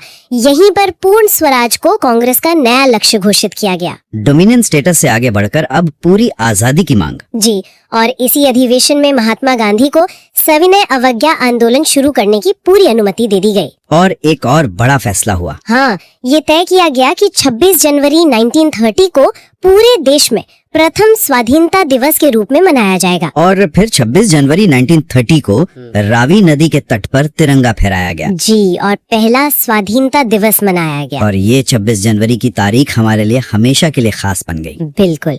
देखिए, भारत आजाद तो 15 अगस्त को हुआ, लेकिन 26 जनवरी की इस तारीख का महत्व बनाए रखने के लिए हमारे संविधान निर्माताओं ने एक बहुत अच्छा फैसला लिया। हमारा संविधान 26 नवंबर 1949 को ही बन के तैयार हो गया था। हाँ, लेकिन उसे पूरी तरह से लागू करने के लिए 2 महीने इंतजार किया गया और 26 जनवरी 1950 का दिन चुना गया ताकि इस ऐतिहासिक दिन को हमेशा याद रखा जा सके। तो अब अगला टॉपिक देखते हैं, दांडी मार्च और सविनय अवज्ञा आंदोलन।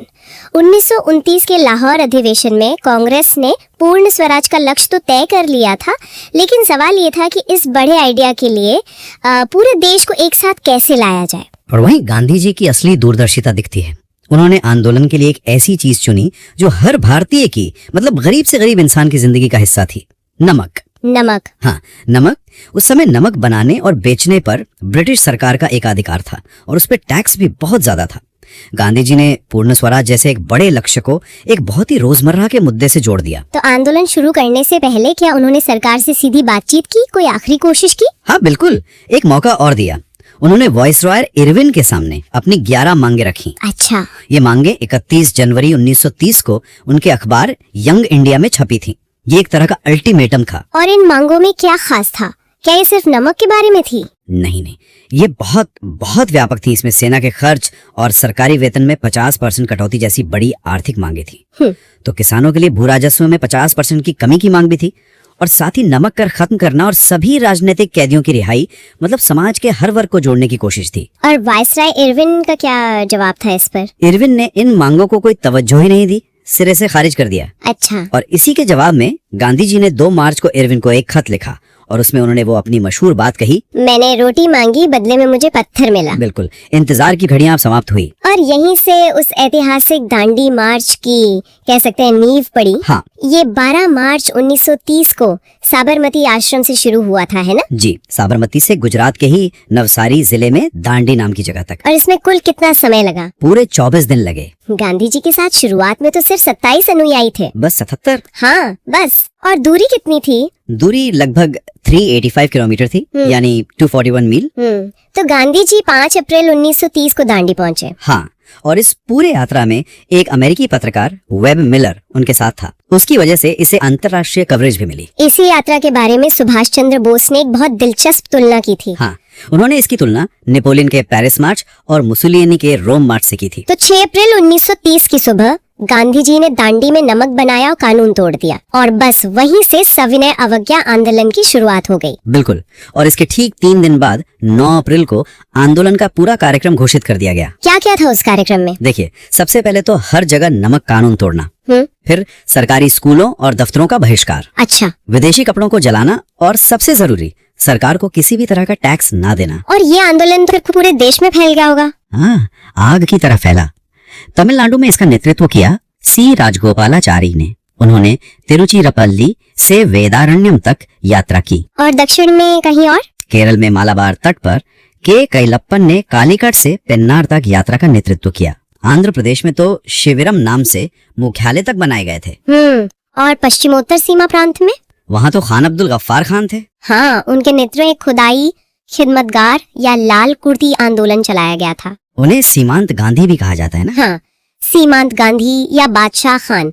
उनकी पत्रिका भी थी पख्तून नाम से। इसी दौरान वो पेशावर कांड भी हुआ था, जहाँ गढ़वाल रेजिमेंट ने गोली चलाने से मना कर दिया था। बहुत महत्वपूर्ण घटना थी वो। चंद्र सिंह गढ़वाली के नेतृत्व में गढ़वाल रेजिमेंट ने अपने ही निहत्थे देशवासियों पर गोली चलाने से साफ इनकार कर दिया था। ये सरकार के लिए बहुत बड़ा झटका था। और पूर्वोत्तर में भी इसकी गूंज सुनाई दी। हाँ, मणिपुर और नागालैंड में जिया तरंग आंदोलन हुआ। इसका नेतृत्व पहले यदुनाग ने किया और फिर उनकी फांसी के बाद उनकी फांसी के बाद उनकी सिर्फ 13 साल की बहन रानी गाइदिन्ल्यू ने कमान संभाली। 13 साल? हाँ, सिर्फ 13 साल। जवाहरलाल नेहरू ने ही उन्हें रानी की उपाधि दी थी जब वो 1937 में उनसे शिलांग जेल में मिले थे। सही कहा। और उन्हें पहाड़ों की बेटी भी कहा था। बच्चों की भागीदारी की बात करें तो वानर सेना और मंजरी सेना भी तो इसी आंदोलन के दौरान बनी थी। हाँ, लड़कों की वानर सेना और लड़कियों की मंजरी सेना। तो आंदोलन के इस फैलाव से सरकार तो पूरी तरह बौखला गई होगी। बिल्कुल, दमन का चक्र शुरू हो गया।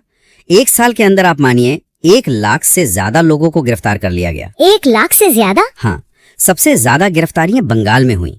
जून 1930 में तो कांग्रेस को ही गैरकानूनी संगठन घोषित कर दिया गया। और महात्मा गांधी को कब गिरफ्तार किया गया? उन्हें 5 मई 1930 को गिरफ्तार कर लिया गया था। लेकिन उनकी गिरफ्तारी से आंदोलन रुका तो नहीं होगा? नहीं, बिल्कुल नहीं। उनके बाद आंदोलन का नेतृत्व पहले अब्बास तैयब जी ने किया और फिर सरोजिनी नायडू ने। और सरोजिनी नायडू के नेतृत्व में ही वो धरसना कांड हुआ था। हाँ, 21 मई 1930 को धरसना नमक डेपो पर एक बहुत बड़ा प्रदर्शन हुआ। इसका नेतृत्व सरोजिनी नायडू, इमाम साहब और गांधी जी के बेटे मणिलाल गांधी कर रहे थे। और वहाँ पुलिस ने बहुत बर्बरता की थी। बहुत ज्यादा। वहाँ जो हुआ उसे अमेरिकी पत्रकार वेब मिलर ने अपनी पत्रिका न्यू फ्रीमैन में कवर किया था। क्या लिखा था उन्होंने? उन्होंने लिखा कि ये उनके जीवन की सबसे बर्बर घटना थी। पुलिस निहत्थे सत्याग्रहियों पर लोहे की मूठ वाली लाठियों से हमला कर रही थी और किसी ने भी पलटकर हाथ नहीं उठाया। इस घटना ने तो दुनिया भर में ब्रिटिश राज की छवि खराब कर दी होगी। जबरदस्त। तो अब बड़े नेता जेल में थे। इसी बीच 1930 में पहला गोलमेज सम्मेलन हुआ जिसका कांग्रेस ने बहिष्कार किया। जाहिर है, जब सब नेता जेल में है तो कौन जाता। बिल्कुल। तो सरकार को समझ आ गया है कि कांग्रेस के बिना बात नहीं बनेगी। और फिर गांधी जी को रिहा किया गया। हाँ, 26 जनवरी 1931 को। और फिर 5 मार्च 1931 को गांधी इरविन समझौता हुआ। इसे दिल्ली समझौता भी कहते हैं। जी। और इसके बाद सविनय अवज्ञा आंदोलन को कुछ समय के लिए स्थगित कर दिया गया। 1931 के कांग्रेस के कराची अधिवेशन में इस समझौते को स्वीकार किया गया। हाँ, उस अधिवेशन के अध्यक्ष सरदार पटेल थे और वहीं पर गांधी जी ने वो बात कही थी, गांधी मर सकते हैं, गांधीवाद नहीं। इसी अधिवेशन में पहली बार मौलिक अधिकारों का प्रस्ताव भी तो पेश हुआ था। सही, जिसे जवाहरलाल नेहरू ने तैयार किया था। तो समझौते के बाद गांधी जी दूसरे गोलमेज सम्मेलन में गए, लेकिन वो तो असफल रहा। पूरी तरह से। वो निराश होकर वापस आए और 4 जनवरी 1932 को उन्होंने सविनय अवज्ञा आंदोलन दोबारा शुरू कर दिया। लेकिन इस बार आंदोलन को वैसी सफलता नहीं मिली। सरकार इस बार तैयार थी। गांधी जी को फिर से गिरफ्तार कर लिया गया।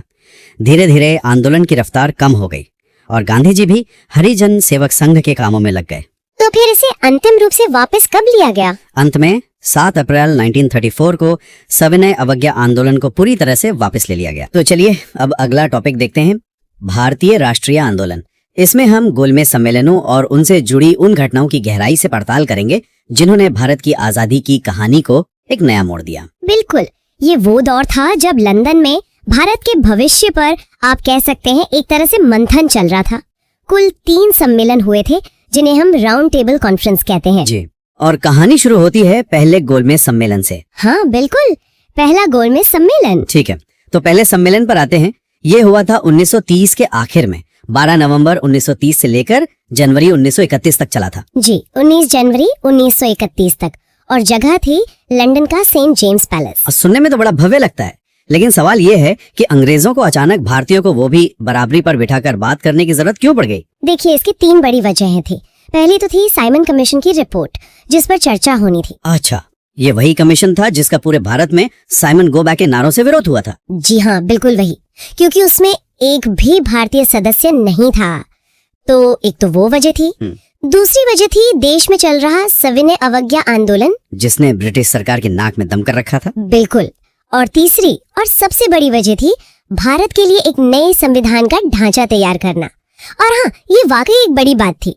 पहली बार हो रहा था कि ब्रिटिश शासक भारतीयों के साथ एक बराबरी की मेज पर बैठे थे। और इस बड़ी बैठक का उद्घाटन खुद ब्रिटेन के सम्राट जॉर्ज पंचम ने किया और अध्यक्षता कर रहे थे प्रधानमंत्री रैमजे मैकडोनल्ड। मतलब माहौल तो पूरा सेट था। जी, माहौल पूरा गंभीर था। तो इस मेज पर भारत की तरफ से कौन कौन से बड़े चेहरे मौजूद थे? भारत से कह सकते हैं कि अलग अलग आवाजें पहुंची थी। जैसे मुस्लिम लीग की तरफ से मोहम्मद अली जिन्ना थे, आगा खान थे, हिंदू महासभा से BS मुमजे और श्री जयकार आए थे, तेज प्रताप सप्रू जैसे उदारवादी नेता भी थे, और एक बहुत महत्वपूर्ण आवाज थी दलित वर्ग की, जिसका प्रतिनिधित्व कर रहे थे डॉक्टर भीमराव अंबेडकर। बिल्कुल। इनके अलावा सिख समुदाय के लोग थे, व्यापारी थे, एंग्लो इंडियन समुदाय से भी प्रतिनिधि थे। कुल मिलाकर 89 प्रतिनिधि थे। लेकिन इस पूरी लिस्ट में एक नाम गायब है, उस वक्त का सबसे बड़ा नाम, कांग्रेस। वो क्यों नहीं गई? और यही इस सम्मेलन की सबसे बड़ी कमजोरी थी। उस वक्त सविनय अवज्ञा आंदोलन अपने चरम पर था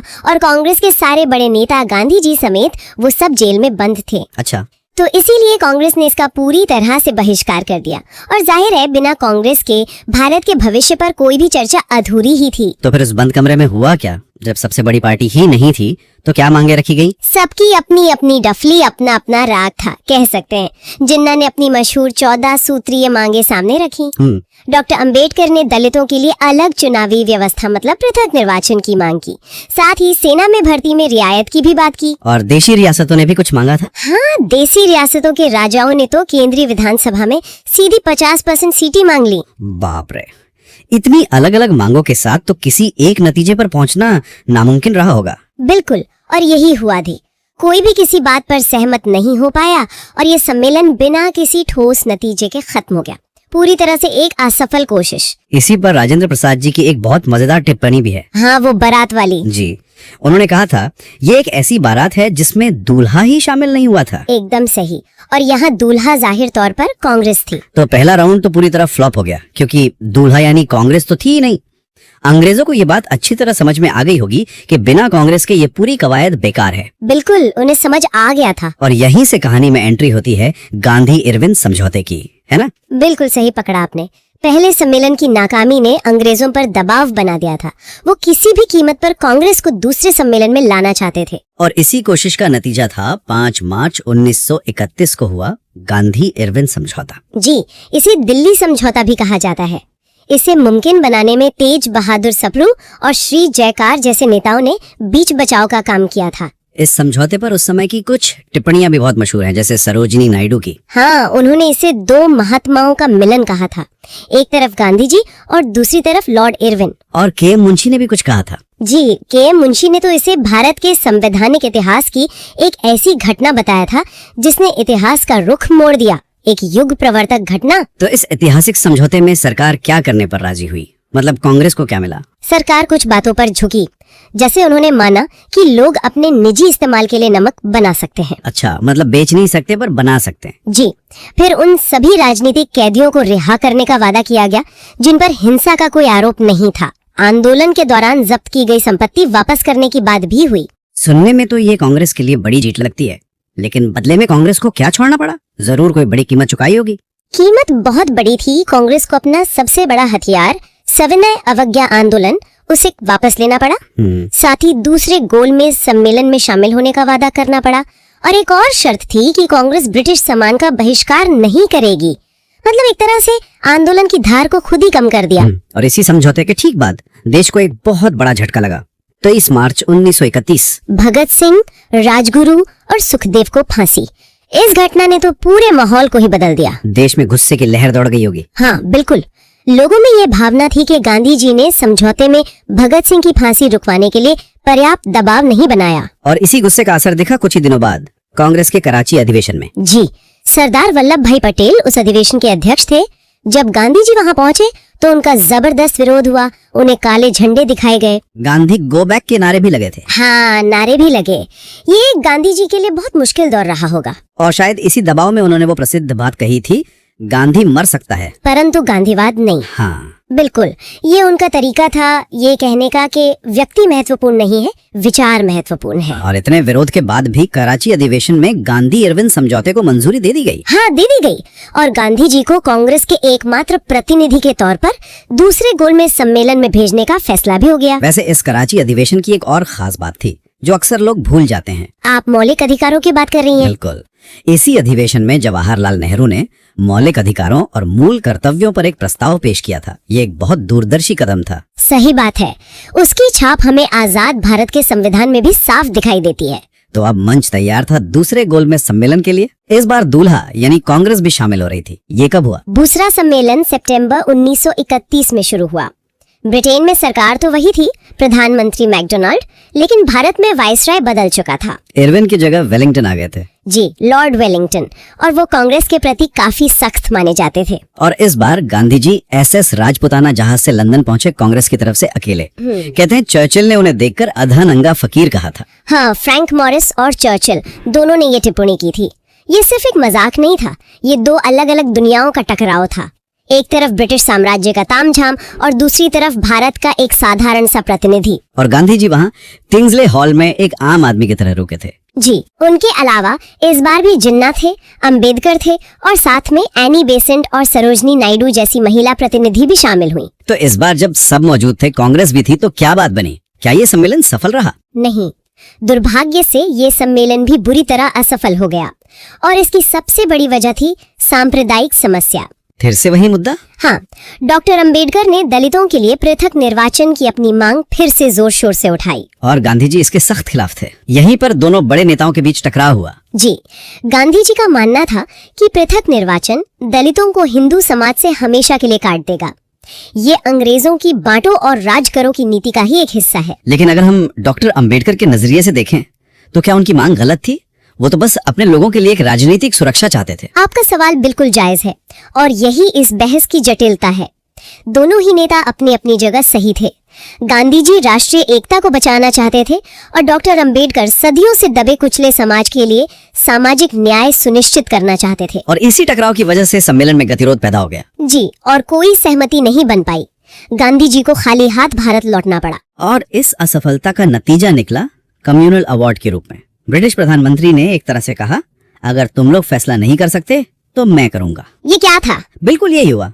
दूसरे सम्मेलन की नाकामी के बाद 16 अगस्त 1932 को रैमजे मैकडोनल्ड ने सांप्रदायिक पंचाट या कम्युनल अवार्ड की घोषणा कर दी। और इसके तहत मुसलमानों और सिखों की तरह ही दलित वर्ग को भी पृथक निर्वाचन का अधिकार दे दिया गया। जी, इसका मतलब ये था कि दलितों के लिए जो आरक्षित सीटें होंगी उन पर सिर्फ दलित उम्मीदवार खड़े होंगे और उन्हें वोट भी सिर्फ दलित मतदाता ही देंगे। अच्छा, और गांधी जी को डर था कि ये चीज हिंदू समाज को हमेशा के लिए तोड़ देगी। हाँ, उन्हें यही सबसे बड़ा डर था। इस घोषणा के वक्त गांधी जी कहाँ थे और उनकी प्रतिक्रिया क्या थी? उस समय गांधी जी भारत वापस आकर सविनय अवज्ञा आंदोलन दोबारा शुरू कर चुके थे और पुणे की यरवदा जेल में बंद थे। जैसे ही उन्हें इसका पता चला, उन्होंने इसका विरोध करते हुए 20 सितंबर 1932 को जेल में ही आमरण अनशन शुरू कर दिया। आमरण अनशन, ये तो एक बहुत बड़ा कदम था। बहुत बड़ा। इससे पूरे देश में हड़कंप मच गया। एक तरफ गांधी जी पर अनशन तोड़ने का दबाव था तो दूसरी तरफ डॉक्टर अंबेडकर पर भी अपनी मांग छोड़ने का दबाव बढ़ने लगा। और इसी संकट को सुलझाने के लिए हुआ पूना समझौता। बिल्कुल, 24 सितंबर 1932 को हुआ पूना पैक्ट। ये गांधी जी और डॉक्टर अंबेडकर के बीच हुआ। इसे कराने में मदन मोहन मालवीय जैसे बड़े नेताओं ने भूमिका निभाई थी। जी, मदन मोहन मालवीय थे, राजेंद्र प्रसाद, सी राजगोपालाचारी, इन सब ने मध्यस्थता की। और एक दिलचस्प बात यह है कि समझौते पर डॉक्टर अंबेडकर ने खुद हस्ताक्षर किए, लेकिन गांधी जी की तरफ से मदन मोहन मालवीय ने दस्तखत किए थे, क्योंकि गांधी जी उस समय अनशन पर थे। जी, तो आखिर में क्या हल निकला, क्या तय हुआ इस पूना समझौते में? इसमें बीच का रास्ता निकाला गया। पहली बात, दलितों के लिए पृथक निर्वाचन की मांग वापस ले ली गई। मतलब वोट सभी हिंदू मतदाता देंगे। हाँ, लेकिन इसके बदले में प्रांतीय विधानमंडलों में दलितों के लिए आरक्षित सीटों की संख्या 71 से बढ़ाकर 147 कर दी गई, 2 गुनी से भी ज्यादा। ये तो बहुत बड़ा बदलाव था। बहुत बड़ा। और यहीं से आरक्षण की वो व्यवस्था पक्की हुई जो आज भी हमारे संविधान का एक अहम हिस्सा है। इसके अलावा केंद्रीय विधानमंडल में 18% सीटें और सरकारी नौकरियों में भी दलितों के लिए आरक्षण का प्रावधान किया गया। और इस समझौते के बाद गांधी जी ने अपना ध्यान दलितों के उत्थान की तरफ लगाया। बिल्कुल, उन्होंने छुआछूत मिटाने पर पूरा जोर लगा दिया। हरिजन सेवक संघ की स्थापना की और दलितों के लिए पहली बार हरिजन यानी ईश्वर के लोग इस शब्द का इस्तेमाल किया। तो इस पूरे ड्रामे के बाद एक तीसरा गोलमेज सम्मेलन भी हुआ। उसकी क्या कहानी है? तीसरा सम्मेलन नवंबर 1932 में हुआ, लेकिन तब तक आप कह सकते हैं कि खेल का उत्साह खत्म हो चुका था। वो बस एक औपचारिकता थी। कांग्रेस ने तो बहिष्कार किया ही होगा। हाँ, कांग्रेस ने भी बहिष्कार किया और मुस्लिम लीग भी इसमें शामिल नहीं हुई। तो फिर इसमें गया कौन? बहुत गिने चुने लोग पहुंचे। यहाँ एक दिलचस्प तथ्य ये है कि डॉक्टर भीमराव अंबेडकर एकमात्र ऐसे भारतीय थे जिन्होंने तीनों गोलमेज सम्मेलनों में दलित वर्ग के प्रतिनिधि के रूप में भाग लिया। वो अपनी लड़ाई में लगातार डटे रहे। जी बिल्कुल। तो इस आखिरी और लगभग खाली सम्मेलन का नतीजा क्या निकला? इस सम्मेलन में तीनों सम्मेलनों की चर्चाओं के आधार पर एक श्वेत पत्र यानी कि एक व्हाइट पेपर जारी किया गया। ये एक तरह से आने वाले कानून का ड्राफ्ट था। और फिर इस व्हाइट पेपर का क्या हुआ? इस व्हाइट पेपर को ब्रिटिश संसद की एक समिति को भेजा गया जिसके अध्यक्ष लॉर्ड लिनलिथगो थे, जो बाद में भारत के वाइसराय भी बने। तो क्या हम ये कह सकते हैं कि जो प्रक्रिया साइमन कमीशन से शुरू हुई थी वो इतने सारे विरोध, बहसों और समझौतों से गुजरते हुए उसका अंतिम परिणाम इसी समिति की रिपोर्ट थी? बिल्कुल। साइमन कमीशन की रिपोर्ट, उस पे चर्चा के लिए हुए 3 गोलमेज सम्मेलन और उन सम्मेलनों के निष्कर्षों को समेटने वाला श्वेत पत्र, इन सभी का जो अंतिम उत्पाद था वो था भारत शासन अधिनियम 1935। ब्रिटिश भारत का सबसे बड़ा और सबसे महत्वपूर्ण संवैधानिक दस्तावेज। जी, जिसने आने वाले कई सालों तक भारत की राजनीति की दिशा तय की। तो चलिए अब अगला टॉपिक देखते हैं। भारतीय राष्ट्रीय आंदोलन में 1939 से 1942 के बीच का जो दौर है। जी, एक बहुत ही कह सकते हैं निर्णायक दौर। बिल्कुल। और इसकी कहानी शुरू होती है एक वैश्विक घटना से जिसने सब कुछ बदल दिया, दूसरा विश्व युद्ध। 1 सितंबर 1939 को जर्मनी ने पोलैंड पर हमला किया और बस 2 दिन बाद 3 सितंबर को ब्रिटेन भी इस युद्ध में शामिल हो गया। और यहीं पर वो चिंगारी भड़की जिसने भारत की राजनीति में आग लगा दी। कैसे? देखिए, ब्रिटेन के जो वाइसराय थे लॉर्ड लिनलिथगो, हाँ, उन्होंने बिना किसी भारतीय नेता या चुनी हुई सरकारों से पूछे, मतलब कोई सलाह मशवरा नहीं, कुछ भी नहीं, सीधा ऐलान कर दिया कि भारत भी इस जंग में ब्रिटेन के साथ है। अच्छा। ये एक तरफा फैसला था और कांग्रेस के लिए ये मतलब एक अपमान की बात थी। उनका सवाल साफ था, हमारी सहमति के बिना हमारे भविष्य का फैसला कैसे हो सकता है? सही बात है। और इसी के विरोध में कांग्रेस ने एक बहुत बड़ा कदम उठाया। 22 अक्टूबर 1939 को उन्होंने अपने सभी 8 प्रांतीय मंत्रिमंडलों से इस्तीफा दे दिया। बिल्कुल जी। लेकिन यहाँ कहानी में एक दिलचस्प मोड़ आता है। कांग्रेस के इस्तीफे के ठीक 2 महीने बाद 22 दिसंबर 1939 को मुस्लिम लीग ने मुक्ति दिवस मनाया। हाँ, डे ऑफ डिलीवरेंस। और ये सिर्फ एक जश्न नहीं था, ये जश्न से कहीं ज्यादा था, है ना? बिल्कुल। ये एक बहुत सोचा समझा राजनीतिक दांव था। मुक्ति दिवस मनाकर जिन्ना एक साथ कई निशाने साध रहे थे। जैसे कि पहला, वो ब्रिटिश सरकार को यह संदेश दे रहे थे कि देखिए, कांग्रेस पूरे भारत की आवाज नहीं है। दूसरा, वो भारतीय मुसलमानों को ये दिखाने की कोशिश कर रहे थे कि कांग्रेस का शासन तो एक अत्याचार था जिससे अब उन्हें मुक्ति मिली है। तो यहीं से विभाजन की नींव और गहरी होती चली गई। जी हाँ। तो 1940 का साल शुरू हुआ और मार्च 1940 में कांग्रेस का रामगढ़ में अधिवेशन हुआ। अध्यक्ष थे अबुल कलाम आजाद। हाँ, और यहाँ कांग्रेस ने सरकार के सामने एक शर्त रखी। क्या शर्त थी? शर्त बहुत साफ थी। उन्होंने कहा कि हम युद्ध में आपका साथ देने को तैयार हैं, लेकिन बदले में केंद्र में एक अंतरिम राष्ट्रीय सरकार बनानी होगी। मतलब सिर्फ वादे नहीं, असली सत्ता में हिस्सेदारी चाहिए थी। बिल्कुल। लेकिन वाइसराय लिनलिथगो ने इस मांग को सिरे से खारिज कर दिया। और जिस महीने कांग्रेस ये मांग रख रही थी, उसी महीने मुस्लिम लीग ने एक ऐसा कदम उठाया जिसने भारत का नक्शा हमेशा के लिए बदलने की नींव डाल दी। आप लाहौर अधिवेशन की बात कर रही हैं। 23 मार्च 1940।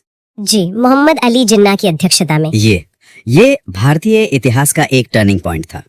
इसी अधिवेशन में पहली बार आधिकारिक तौर पर द्विराष्ट्र सिद्धांत यानी 2 नेशन थ्योरी का प्रस्ताव पास किया गया। पहली बार आधिकारिक तौर पर? जी, आधिकारिक तौर पर।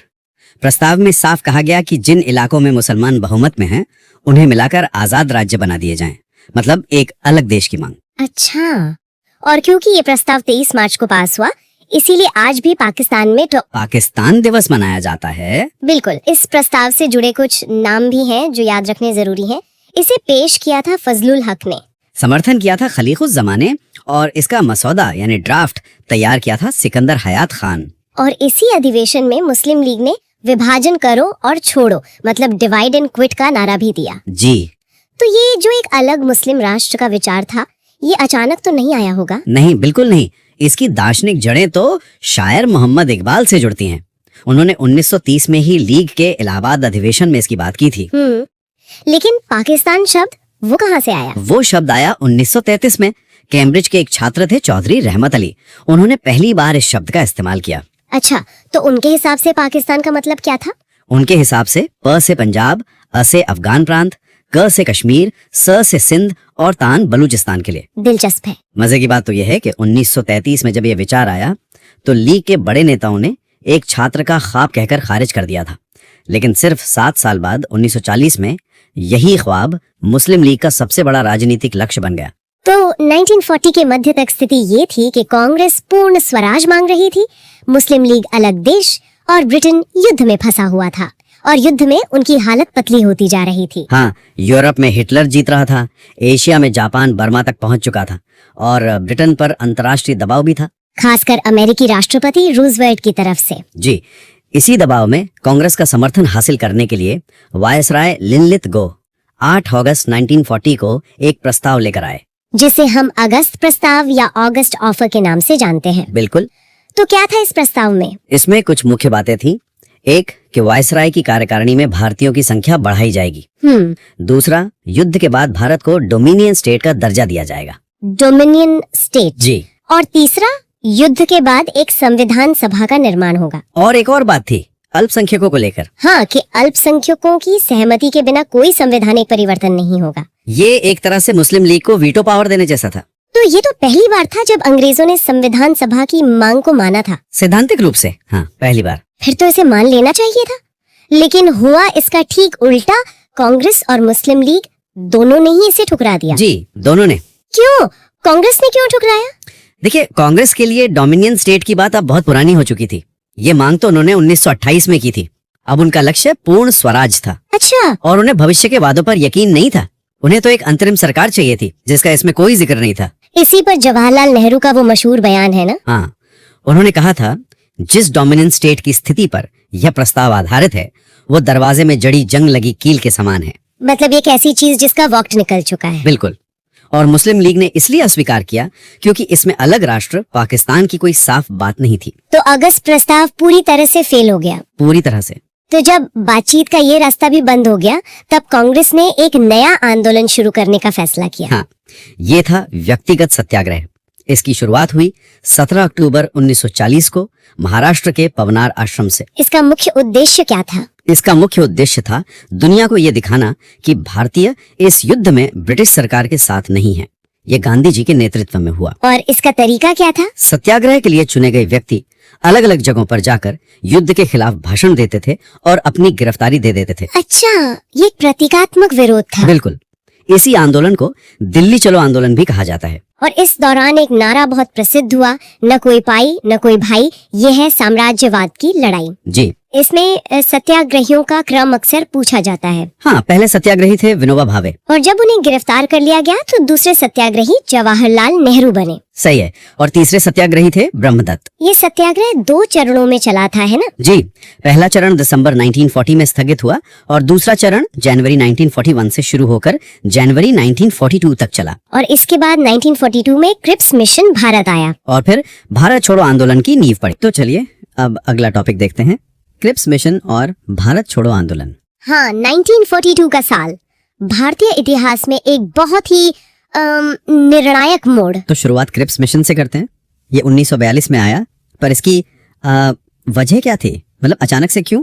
इसकी सबसे बड़ी वजह थी द्वितीय विश्व युद्ध, और उससे पहले जो अगस्त प्रस्ताव था वो फेल हो चुका था। अच्छा। तो अंग्रेजों पर, खासकर चर्चिल पर बहुत दबाव था कि भारतीयों का सहयोग हासिल करें। तो इस मिशन में कौन कौन थे? 3 सदस्य थे। अध्यक्ष थे सर स्टैफर्ड क्रिप्स और उनके साथ थे पैथिक लॉरेंस और AB अलेक्जेंडर। इसकी कुछ तारीखें भी जरूरी है ना? हाँ बिल्कुल। इसकी घोषणा 11 मार्च 1942 को हुई। चर्चिल ने की थी ब्रिटेन में। जी। और ये लोग भारत पहुंचे 23 मार्च को। फिर अपने प्रस्ताव रखे 30 मार्च को, पर बात बनी नहीं तो 11 अप्रैल को सब वापस ले लिया गया। तो प्रस्ताव थे क्या कुछ नया था इस बार? देखिए, मुख्य प्रस्ताव था कि युद्ध के बाद एक अखिल भारतीय संघ बनाया जाएगा और भारत को डोमिनियन स्टेटस का दर्जा देंगे। हाँ, डोमिनियन स्टेटस। और ये भी कहा कि युद्ध के बाद संविधान बनाने के लिए एक संविधान सभा भी बनेगी। एक मिनट, यहाँ वाइसरॉय की काउंसिल वाली बात भी थी? हाँ, कि वाइसरॉय की कार्यकारिणी परिषद में अध्यक्ष को छोड़कर बाकी सभी सदस्य भारतीय होंगे। लेकिन एक शर्त भी थी। सबसे बड़ी शर्त कि जब तक युद्ध खत्म नहीं होता भारत की सुरक्षा का जिम्मा ब्रिटेन के पास ही रहेगा। तो फिर इसे किसी ने नहीं माना, ना कांग्रेस ने ना मुस्लिम लीग ने? नहीं, दोनों ने ही इसे अस्वीकार कर दिया। कांग्रेस की क्या वजह थी? ये डोमिनियन स्टेटस। बिल्कुल। कांग्रेस का कहना था कि डोमिनियन स्टेटस की मांग तो बहुत पुरानी हो गई, हमें तो अपूर्ण स्वराज चाहिए। और वो संघ वाली बात भी तो थी। हाँ, कि प्रांतों को ये आजादी होगी कि वो संघ में शामिल हो या ना हो। कांग्रेस को इसमें देश के विभाजन का, मतलब एक तरह से बंटवारे का डर दिखा। और मुस्लिम लीग वो क्यों नहीं मानी? मुस्लिम लीग इसलिए नहीं मानी क्योंकि इसमें साफ साफ पाकिस्तान या धार्मिक आधार पर विभाजन की कोई बात नहीं कही गई थी। उनकी मांग पूरी नहीं हो रही थी। मतलब एक ऐसा प्रस्ताव जो किसी को पसंद नहीं आया। जी। इसी मिशन के बारे में गांधी जी ने वो अपनी मशहूर बात कही थी, है ना, पोस्ट डेटेड चेक। हाँ, उत्तर दिनांकित चेक, यानी एक ऐसा चेक जिसकी तारीख भविष्य की है और उस पर भरोसा नहीं किया जा सकता। और जवाहरलाल नेहरू ने तो इसमें एक और बात जोड़ दी थी। उन्होंने कहा था कि ये डूबते हुए बैंक का उत्तर दिनांकित चेक है। मतलब ब्रिटिश साम्राज्य तो खुद ही डूब रहा है, तो उनके वादों का क्या भरोसा। अच्छा, इस मिशन से कांग्रेस की तरफ से आधिकारिक तौर पर बातचीत कौन कर रहा था? मौलाना आजाद और जवाहरलाल नेहरू, ये दोनों आधिकारिक वार्ताकार थे। तो क्रिप्स मिशन की असफलता के बाद माहौल और बिगड़ गया होगा। बहुत ज्यादा। इसी के बाद भारत छोड़ो आंदोलन की जमीन तैयार हुई। इसे अगस्त क्रांति भी कहते हैं। इसके पीछे क्या सिर्फ क्रिप्स मिशन का फेल होना ही कारण था? नहीं, और भी कारण थे, जैसे दूसरे विश्व युद्ध की वजह से महंगाई और आर्थिक समस्याएं बहुत बढ़ गई थी। और अटलांटिक चार्टर वाला मामला भी था। हाँ, उस पर ब्रिटेन की जो दोहरी नीति थी उससे भी लोग नाराज थे। इस समय तक आते आते गांधी जी के विचारों में भी काफी बदलाव आ चुका था। बिल्कुल, उन्होंने तो कांग्रेस को एक तरह से चुनौती दे दी थी। हाँ, वो जो उन्होंने कहा था, मैं देश की बालू से ही कांग्रेस से भी बड़ा आंदोलन खड़ा कर दूंगा। इस चेतावनी ने काम किया। जी। इसके बाद 14 जुलाई 1942 को वर्धा में कांग्रेस कार्य समिति की बैठक हुई, जिसकी अध्यक्षता मौलाना आजाद कर रहे थे। हाँ, और वहीं पर भारत छोड़ो प्रस्ताव पारित किया गया। इसे पेश नेहरू जी ने किया था और समर्थन सरदार पटेल ने। एक मिनट, ये जो नारा है भारत छोड़ो, ये किसने दिया था? ये गांधी जी का नहीं था ना? नहीं, ये नारा यूसुफ मेहर अली ने दिया था। अच्छा। वो उस समय बम्बई के मैं थे। कहते हैं कि साइमन गो बैक का नारा भी उन्हीं का दिया हुआ है। वाह।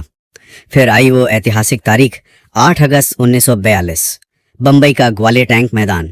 उस दिन गांधी जी ने अपना वो प्रसिद्ध भाषण दिया और नारा दिया, करो या मरो। मतलब या तो भारत को आजाद कराएंगे या इस कोशिश में जान दे देंगे। बिल्कुल। लेकिन अगले ही दिन 9 अगस्त को लाल बहादुर शास्त्री ने इस नारे को बदल दिया। उन्होंने क्या कहा? उन्होंने कहा, मरो नहीं मारो। तो आंदोलन का ऐलान तो हो गया। अंग्रेज सरकार ने क्या किया? वो तो तैयार बैठे होंगे। पूरी तरह तैयार। आंदोलन शुरू होने से पहले ही उन्होंने ऑपरेशन 0 आवर चला दिया। ऑपरेशन 0 आवर, ये क्या था? इसके तहत 9 अगस्त की सुबह, मतलब सूरज निकलने से भी पहले, कांग्रेस के सभी बड़े नेताओं को गिरफ्तार कर लिया गया। गांधी जी, नेहरू, पटेल, सबको। तो जब सारे नेता गिरफ्तार हो गए, तब ग्वालियर टैंक मैदान पर झंडा किसने फहराया? वो हिम्मत दिखाई अरुणा आसफ अली ने। उन्हें 1942 की रानी झांसी भी कहा जाता है। तो इन सब नेताओं को रखा कहाँ गया? सबको अलग अलग जगहों पर। महात्मा गांधी, कस्तूरबा गांधी और सरोजिनी नायडू को पुणे के आगा खान पैलेस में रखा। और नेहरू जी को? जवाहरलाल नेहरू को अल्मोड़ा जेल में और अबुल कलाम आजाद को बांकुरा जेल में। डॉक्टर राजेंद्र प्रसाद? उन्हें पटना की बांकीपुर जेल में और जयप्रकाश नारायण को हजारीबाग जेल में, जहाँ से वो बाद में भाग निकले थे। आगा खान पैलेस में कुछ दुखद घटनाएं भी हुई थी। हाँ, वहीं पर कस्तूरबा गांधी और गांधी जी के निजी सचिव महादेव देसाई दोनों का निधन हो गया था। और गांधी जी ने जेल में उपवास भी किया था। जी। 10 फरवरी 1943 को 21 दिन के उपवास की घोषणा की। बाद में जब उनकी तबीयत बहुत बिगड़ गई तो 6 मई 1944 को उन्हें रिहा कर दिया गया। इस आंदोलन के समय एक अमेरिकी पत्रकार भी गांधी जी के साथ थे। हाँ, लुई फिशर, वो उनके जीवनीकार भी हैं। तो जब बड़े नेता जेल में थे तो आंदोलन रुका नहीं, वो भूमिगत हो गया। बिल्कुल। और इसमें सबसे बड़ा काम किया उषा मेहता ने। उन्होंने बम्बई से एक भूमिगत रेडियो प्रसारण शुरू किया। अच्छा, अंडरग्राउंड रेडियो? हाँ, उसका नाम था वॉइस ऑफ फ्रीडम। और जयप्रकाश नारायण, राम मनोहर लोहिया, ये सब भी सक्रिय थे। जी, ये सब भूमिगत गतिविधियों में बहुत सक्रिय रहे। इस आंदोलन की एक और बहुत खास बात थी, समानांतर सरकारें। हाँ, 3 प्रमुख समानांतर सरकारें बनी। पहली कहाँ बनी? पहली बनी बलिया, उत्तर प्रदेश में। इसका नेतृत्व चित्तू पांडे ने किया। और दूसरी तामुलुक, बंगाल में। यहाँ जातीय सरकार का गठन हुआ। और तीसरी सतारा में, जो सबसे लंबे समय तक चली। हाँ, सतारा, महाराष्ट्र में। इसका नेतृत्व नाना पाटिल ने किया और ये सबसे लंबे समय तक चली। लेकिन जाहिर है सब लोग इस आंदोलन के समर्थन में नहीं थे। बिल्कुल नहीं। मोहम्मद अली जिन्ना ने इसका कड़ा विरोध किया।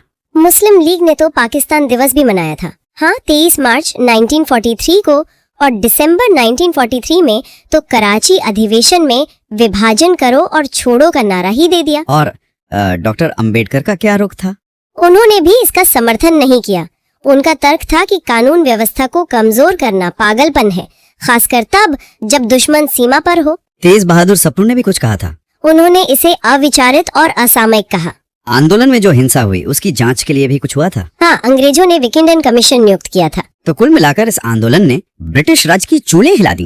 हाँ, इसने ये साबित कर दिया कि भारतीय जनता अब किसी भी कीमत पर गुलामी स्वीकार नहीं करेगी। तो क्रिप्स मिशन की कूटनीतिक असफलता से लेकर भारत छोड़ो आंदोलन के जनाक्रोश तक 1942 ने भारतीय स्वतंत्रता संग्राम की दिशा हमेशा के लिए बदल दी। ये एक निर्णायक मोड़ था जिसने ये स्पष्ट कर दिया कि अब बातचीत या छोटे मोटे सुधारों का समय बीत चुका है। अब सवाल सिर्फ एक था, पूर्ण स्वतंत्रता, और वो कब और कैसे मिलेगी। तो चलिए आज उन दस्तावेजों और लेखों को खंगालते हैं जो हमें एक ऐसे शख्स के बारे में बताते जिनकी कहानी किसी रोमांचक उपन्यास से कम नहीं है।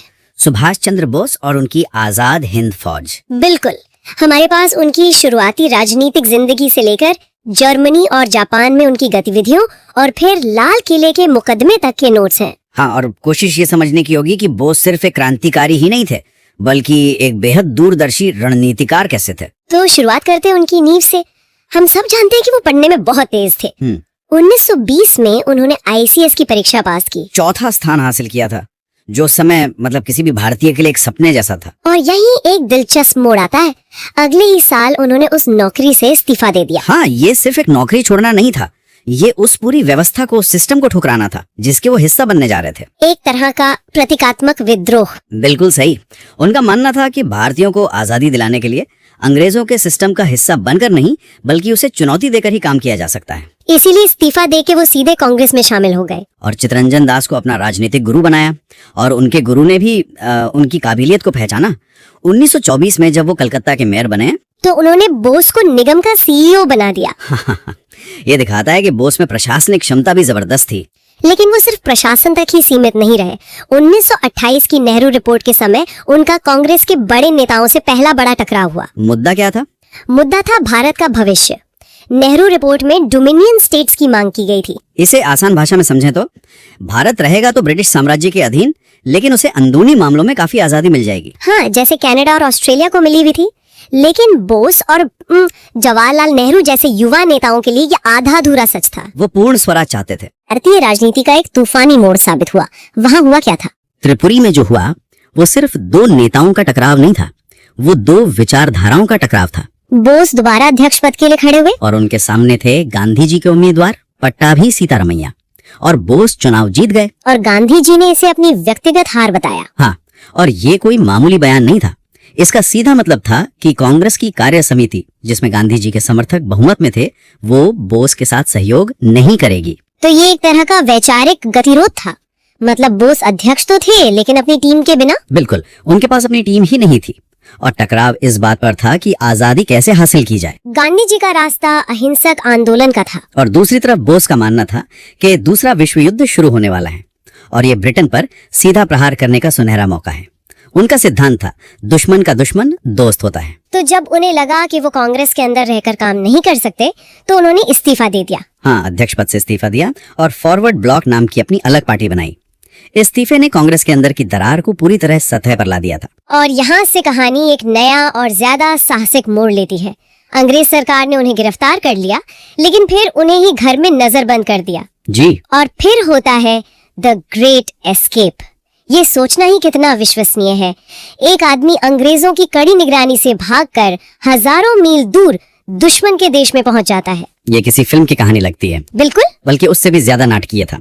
18 जनवरी 1941 की रात वो एक पठान जियाउद्दीन का भेष धरकर अपने भतीजे शिशिर बोस के साथ गाड़ी में निकले। उनका सफर कलकत्ता से पेशावर, फिर पैदल पहाड़ पार करके काबुल। बहुत मुश्किल सफर था। काबुल में वो उत्तम चंद नाम के एक भारतीय व्यापारी के घर रुके और वहीं से ऑर्लैंडो मिजेंटा नाम का एक नकली इतालवी पासपोर्ट बनवाया। और उस पासपोर्ट के सहारे वो मॉस्को होते हुए बर्लिन पहुंचे, जर्मनी। ये पूरा ऑपरेशन बहुत ही खतरनाक और सुनियोजित था। जर्मनी पहुंचना अपने आप में एक बड़ी बात थी, लेकिन वहां जाकर उनका प्लान क्या था? और हमेशा एक सवाल उठता है कि हिटलर जैसे तानाशाह से हाथ मिलाना, क्या ये एक सही फैसला था? इस पर बोस की आलोचना भी तो होती है। ये एक बहुत जरूरी सवाल है। देखिए, बोस का नजरिया पूरी तरह से व्यवहारिक था। वो लोकतंत्र में विश्वास रखते थे, नाजीवाद में नहीं। उनका एक ही लक्ष्य था, भारत की आजादी, बस। और उसके लिए वो किसी से भी मदद लेने को तैयार थे जो ब्रिटेन का दुश्मन हो। जर्मनी पहुंचकर उन्होंने दो बड़े काम किए। एक, आजाद हिंद रेडियो की स्थापना की, जो भारत में लोगों तक उनकी बात पहुंचाता था। और दूसरा, फ्री इंडियन लीजन नाम की एक सेना बनाई। फ्री इंडियन लीजन, इसमें कौन लोग थे? इसमें उत्तरी अफ्रीका में जर्मनी द्वारा पकड़े गए भारतीय युद्धबंदी थे। ये वो सैनिक थे जो ब्रिटिश भारतीय सेना के लिए लड़ रहे थे। और बोस ने उन्हें देश की आजादी के लिए लड़ने को प्रेरित किया। हाँ, और एक दिलचस्प तथ्य यह है कि यहीं पर इसी सेना को संबोधित करते हुए उन्होंने पहली बार जय हिंद का नारा दिया था। तो ये नारा जर्मनी से आया? हाँ, जर्मनी से। और हिटलर से उनकी मुलाकात, क्या वो सफल रही? मतलब बोस को क्या उम्मीद थी और उन्हें असल में क्या मिला? मुलाकात बहुत सफल नहीं रही। असल में हिटलर भारत की आजादी के मुद्दे पर बहुत उत्साहित नहीं था। लेकिन उस मुलाकात से दो चीजें निकली। क्या? एक, हिटलर ने ही उन्हें नेताजी की उपाधि दी, जो हमेशा के लिए उनके नाम के साथ जुड़ गई। और दूसरी? एक अहम सलाह कि जर्मनी से भारत बहुत दूर है, असली मदद एशिया में ब्रिटेन से लड़ रहा जापान ही कर सकता है। और इसी सलाह पर वो जापान गए। हाँ, जापान में मौजूद रास बिहारी बोस के बुलावे पर नेताजी एक जर्मन पनडुब्बी में बैठकर मेडागास्कर तक और फिर वहां से एक जापानी पनडुब्बी में बैठकर जापान पहुंचे। तो यहाँ से आजाद हिंद फौज का अध्याय शुरू होता है। लेकिन ये फौज तो पहले से मौजूद थी ना? हाँ, इसकी कहानी भी थोड़ी जटिल है। हाँ, इसे समझना जरूरी है। आजाद हिंद फौज यानी INA का विचार सबसे पहले ज्ञानी प्रीतम सिंह और जापानी मेजर फुजिवारा के मन में आया था। और इसे बनाया था कैप्टन मोहन सिंह ने 1 सितंबर 1942 को। लेकिन जापानी सेना के साथ कुछ मतभेदों के चलते उन्होंने इसे भंग कर दिया। फिर रास बिहारी बोस ने इसे दोबारा संगठित किया। हाँ, लेकिन वो जानते थे कि इस सेना को एक करिश्माई चेहरे और एक मजबूत नेता की जरूरत है। और वो चेहरा बने सुभाष चंद्र बोस। बिल्कुल। जुलाई 1943 में जब नेताजी सिंगापुर पहुंचे तो रास बिहारी बोस ने पूरी कमान उन्हें सौंप दी। ये एक ऐतिहासिक पल था। सिंगापुर के टाउन हॉल के सामने नेताजी ने सेना को संबोधित करते हुए दिल्ली चलो का नारा दिया, जिसने लाखों लोगों में जोश भर दिया। तुम मुझे खून दो, मैं तुम्हें आजादी दूंगा। सिर्फ फौज बनाना ही काफी नहीं था, उन्होंने एक सरकार भी बनाई, आरजी हुकूमत आजाद हिंद यानी भारत की अस्थायी सरकार। इसका क्या रणनीतिक महत्व था? ये सिर्फ नाम की सरकार नहीं थी। एक अस्थायी सरकार बनाने का मतलब था कि वो अब कोई विद्रोही समूह नहीं, बल्कि एक वैध राजनीतिक इकाई थे, जो जापान और जर्मनी जैसे देशों से बराबरी के स्तर पर बात कर सकते थे। और इसी सरकार को जापान, जर्मनी, इटली समेत 9 देशों ने मान्यता दी। इसी की वजह से जापान कानूनी तौर पर अंडमान और निकोबार द्वीप समूह इस सरकार को सौंप सका। हाँ, और नेताजी ने वहाँ जाकर तिरंगा फहराया। उन्होंने अंडमान का नाम शहीद द्वीप और निकोबार का नाम स्वराज द्वीप रखा। ये एक बहुत बड़ा प्रतीकात्मक कदम था। बिल्कुल, अंग्रेजों के कब्जे वाले भारतीय क्षेत्र पर पहली बार किसी भारतीय सरकार का नियंत्रण था। इसके बाद शुरू हुआ सैन्य अभियान। आजाद हिंद फौज ने जापानी सेना के साथ मिलकर बर्मा के रास्ते भारत पर हमला किया 14 अप्रैल 1944 को। कर्नल शौकत मलिक की अगुवाई में INA ने भारतीय धरती पर मणिपुर के मोइरंग में पहली बार तिरंगा फहराया। वो एक ऐतिहासिक दिन था, भले ही वो जीत ज्यादा दिन टिक नहीं पाई। इसी दौरान उन्होंने रंगून रेडियो से महात्मा गांधी को संबोधित किया। ये भी एक बहुत ही महत्वपूर्ण घटना है। हाँ, 6 जुलाई 1944 को उन्होंने गांधी जी को राष्ट्रपिता कहकर संबोधित किया और आजादी की इस अंतिम लड़ाई के लिए उनका आशीर्वाद मांगा। ये दिखाता है कि राजनीतिक मतभेदों के बावजूद वो गांधी जी का कितना सम्मान करते थे। और दिलचस्प बात यह है कि गांधी जी ने भी तमाम मतभेदों के बाद बोस को देशभक्तों का देशभक्त कहा था। और रविंद्रनाथ टैगोर ने उन्हें देश नायक की उपाधि दी थी। सही कहा। लेकिन फिर युद्ध का पासा पलटा, जापान कमजोर पड़ने लगा और आजाद हिंद फौज को पीछे हटना पड़ा। हाँ, और 18 अगस्त 1945 को एक विमान हादसे में नेताजी की मृत्यु हो गई। हालांकि इस पर विवाद आज भी कायम है। और फिर आया वो दौर जिसने आजाद हिंद फौज को हमेशा के लिए अमर कर दिया, लाल किला मुकदमा। सही कहा। युद्ध के बाद INA के हजारों सैनिकों को पकड़ लिया गया। अंग्रेजों ने उन पर देशद्रोह का मुकदमा चलाने का फैसला किया और इसके लिए 3 बड़े अफसरों को चुना गया। हाँ, एक हिंदू कर्नल प्रेम कुमार सहगल, एक मुसलमान मेजर जनरल शाहनवाज खान और एक सिख कर्नल गुरबख्श सिंह ढिल्लों। ये चुनाव भी तो सोचा समझा था, तीनों धर्मों के प्रतिनिधि, ताकि पूरे भारत को एक संदेश दिया जा सके। बिल्कुल। और मुकदमे के लिए जगह चुनी गई दिल्ली का लाल किला। अंग्रेज अपनी ताकत दिखाना चाहते थे, लेकिन दांव उल्टा पड़ गया। इन तीनों के बचाव में पूरा देश एक साथ खड़ा हो गया। कांग्रेस ने आजाद हिंद फौज बचाव समिति बनाई, जिसका नेतृत्व भूला भाई देसाई जैसे कद्दावर वकील कर रहे थे। और सालों बाद अपना काला कोट पहनकर जवाहरलाल नेहरू भी बचाव पक्ष में खड़े हो गए। जी। तो अदालत ने उन्हें मौत की सजा सुना दी। उस पल में पूरे देश में क्या माहौल रहा होगा? एक तरह का तूफान था। लोग सड़कों पर थे। लाल किले को तोड़ दो, आजाद हिंद के सैनिकों को छोड़ दो के नारे हर जगह गूंज रहे थे। और सबसे बड़ी बात ये थी कि ब्रिटिश भारतीय सेना के अंदर भी विद्रोह की भावना पनप रही थी। हाँ, अंग्रेजों को यह समझ आ गया था कि जिन भारतीय सैनिकों के दम पर वो भारत पर राज कर रहे हैं, अब वो भी उनके खिलाफ हो सकते हैं। जनता का दबाव इतना था कि तत्कालीन वाइसरॉय लॉर्ड वेवल को झुकना पड़ा। उन्होंने अपने विशेषाधिकार का इस्तेमाल करते हुए तीनों की फांसी की सजा माफ कर दी। ये एक असाधारण पल था। ये सैन्य हार के बावजूद आजाद हिंद फौज की सबसे बड़ी नैतिक और राजनीतिक जीत थी। इस मुकदमे ने अंग्रेजों को ये साफ संदेश दे दिया कि अब भारत पर शासन करना नामुमकिन है। इसने 1946 की नौसेना की बगावत को भी प्रेरित किया, जिसे कई इतिहासकार ब्रिटिश राज के ताबूत में आखिरी कील मानते हैं। आजाद हिंद फौज जंग का मैदान तो हार गई, लेकिन उसने हिंदुस्तान के लोगों का दिल जीत लिया और आजादी की सुबह को और करीब ला दिया। अब अगला टॉपिक देखते हैं, सीआर फॉर्मूला। जी, तो ये जो सीआर फॉर्मूला है, इसे चक्रवर्ती राजगोपालाचारी लेकर आए थे। राजा जी। जी, राजा जी। ये बात है 10 जुलाई 1944 की। इसका एक ही मकसद था, कांग्रेस और मुस्लिम लीग के बीच जो एक गतिरोध बना हुआ था उसे किसी तरह खत्म किया जाए। और इसमें गांधी जी की भी सहमति थी, जहाँ तक मुझे याद है। वो मई 1944 में जेल से रिहा हुए थे। बिल्कुल, ये गांधी जी की पूरी सहमति से ही लाया गया था। वो चाहते थे कि कोई रास्ता निकले। तो इसके मुख्य बिंदु क्या थे, मतलब परीक्षा के दृष्टिकोण से क्या महत्वपूर्ण है? देखिए, इसमें मोटे तौर पर 4 प्रस्ताव थे। पहला ये कि मुस्लिम लीग भारत की आजादी की मांग का समर्थन करे और अंतरिम सरकार बनाने में कांग्रेस की मदद करे। अच्छा। दूसरा, और ये सबसे अहम था, कि युद्ध खत्म होने के बाद जो मुस्लिम बहुमत वाले इलाके हैं, उत्तर पश्चिम और पूर्व में, हाँ, वहाँ पर एक जनमत सर्वेक्षण कराया जाएगा। मतलब वहाँ के लोग वोट करके तय करेंगे कि वो कहाँ रहना चाहते हैं। एक मिनट, तो इसका मतलब तो ये हुआ कि ये फॉर्मूला एक तरह से अलग पाकिस्तान के विचार को मान रहा था, बस जनमत सर्वेक्षण के बाद। एकदम सही। सैद्धांतिक तौर पर यह बंटवारे की बात को स्वीकार कर रहा था। तीसरा पॉइंट इसी से जुड़ा था कि अगर देश का विभाजन होता भी है तो रक्षा, वाणिज्य और संचार जैसे विषयों पर एक साझा समझौता होगा। ठीक है, तो इसका परिणाम क्या निकला? क्या ये सफल हुआ? नहीं, बिल्कुल नहीं। मोहम्मद अली जिन्ना ने इस योजना को पूरी तरह से अस्वीकार कर दिया। क्यों? उन्होंने एक बहुत मशहूर बयान दिया था।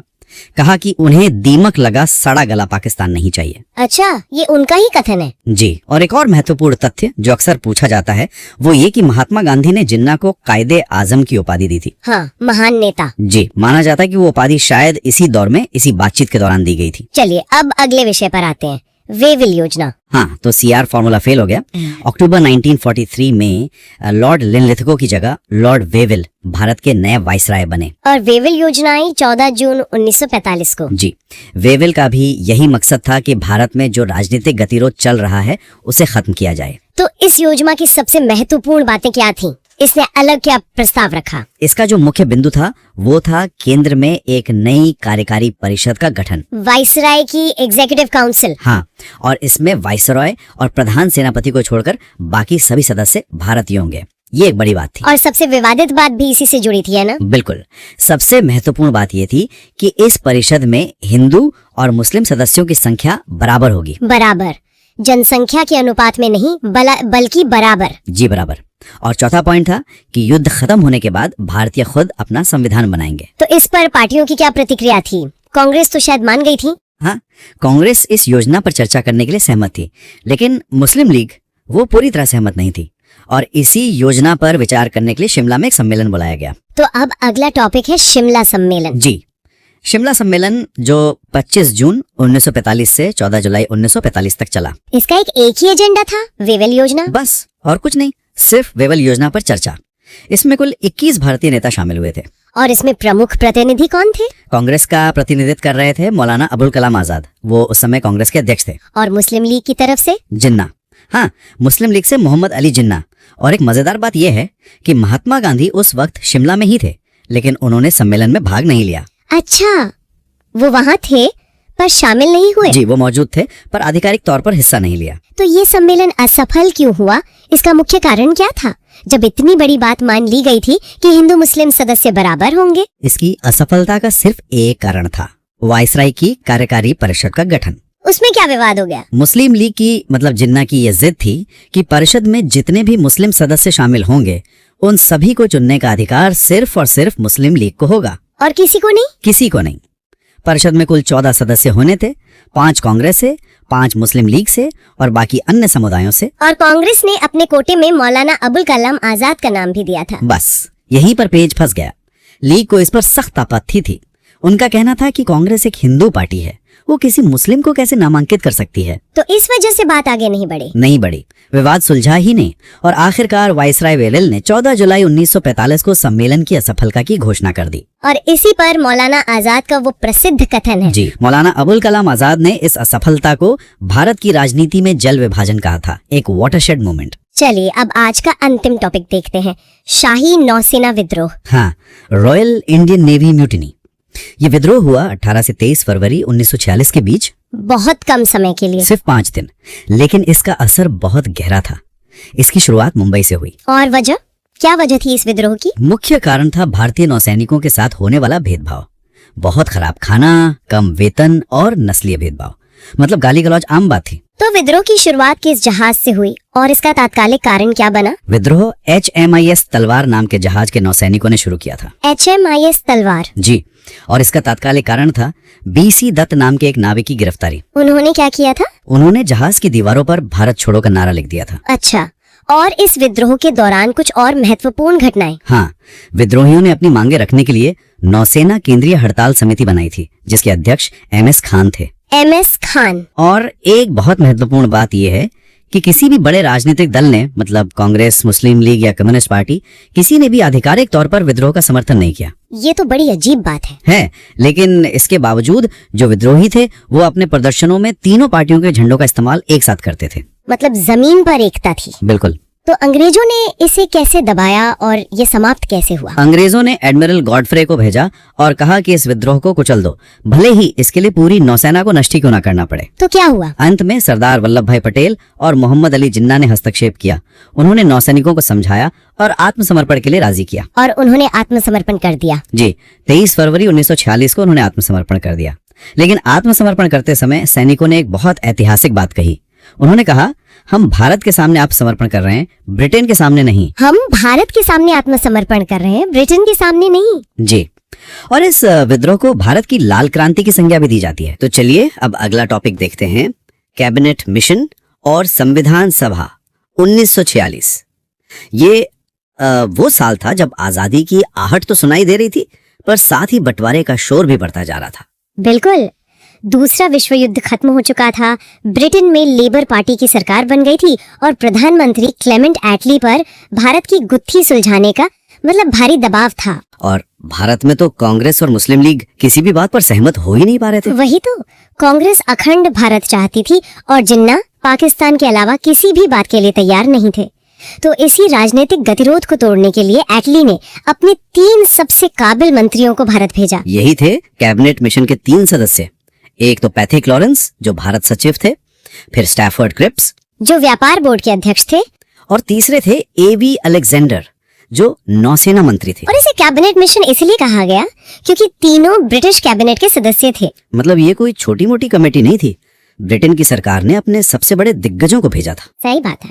ये मिशन 24 मार्च 1946 को दिल्ली पहुंचा और आते ही उन्होंने भारतीय नेताओं से मुलाकातों का एक लंबा दौर शुरू किया। महीनों तक बातचीत चलती रही होगी। हाँ, कांग्रेस और मुस्लिम लीग के नेताओं के साथ। उनका मकसद एक ऐसा हल निकालना था जो दोनों को मंजूर हो। बहुत मुश्किल काम था, मतलब लगभग नामुमकिन। तो आखिरकार 16 मई 1946 को उन्होंने अपना प्लान सामने रखा। जी, और इस प्लान की सबसे बड़ी और कह सकते हैं चौंकाने वाली बात क्या थी? देखिए, सबसे बड़ी बात ये थी कि मिशन ने एक अलग संप्रभु पाकिस्तान की मांग को सिरे से खारिज कर दिया। अच्छा, उन्होंने साफ कह दिया कि एक अलग देश बनाना व्यवहारिक नहीं होगा। इससे जिन्ना और मुस्लिम लीग को बहुत बड़ा झटका लगा। अगर पाकिस्तान की मांग खारिज कर दी तो फिर मुस्लिम लीग को मनाने के लिए उनके पास क्या प्रस्ताव था? कोई तो बीच का रास्ता निकाला होगा। बिल्कुल, और यही इस प्लान का सबसे दिलचस्प और कह सकते हैं जटिल हिस्सा था। उन्होंने एक 3 स्तरीय मतलब 3 टियर फेडरल स्ट्रक्चर का प्रस्ताव रखा, 3 स्तरों वाला। वो कैसे? सबसे ऊपर एक केंद्र सरकार होगी जिसके पास सिर्फ 3 विषय होंगे, रक्षा, विदेश मामले और संचार, बस। और बाकी सारे अधिकार वो सब प्रांतों के पास रहेंगे। और प्रांतों का क्या? उस समय तो ब्रिटिश भारत में 11 प्रांत और 500 से ज्यादा देसी रियासतें थीं। उनको कैसे व्यवस्थित किया गया? यहीं पर उन्होंने मुस्लिम लीग को खुश करने की कोशिश की। उन्होंने इन 11 प्रांतों को 3 समूहों यानी ग्रुप्स में बांट दिया।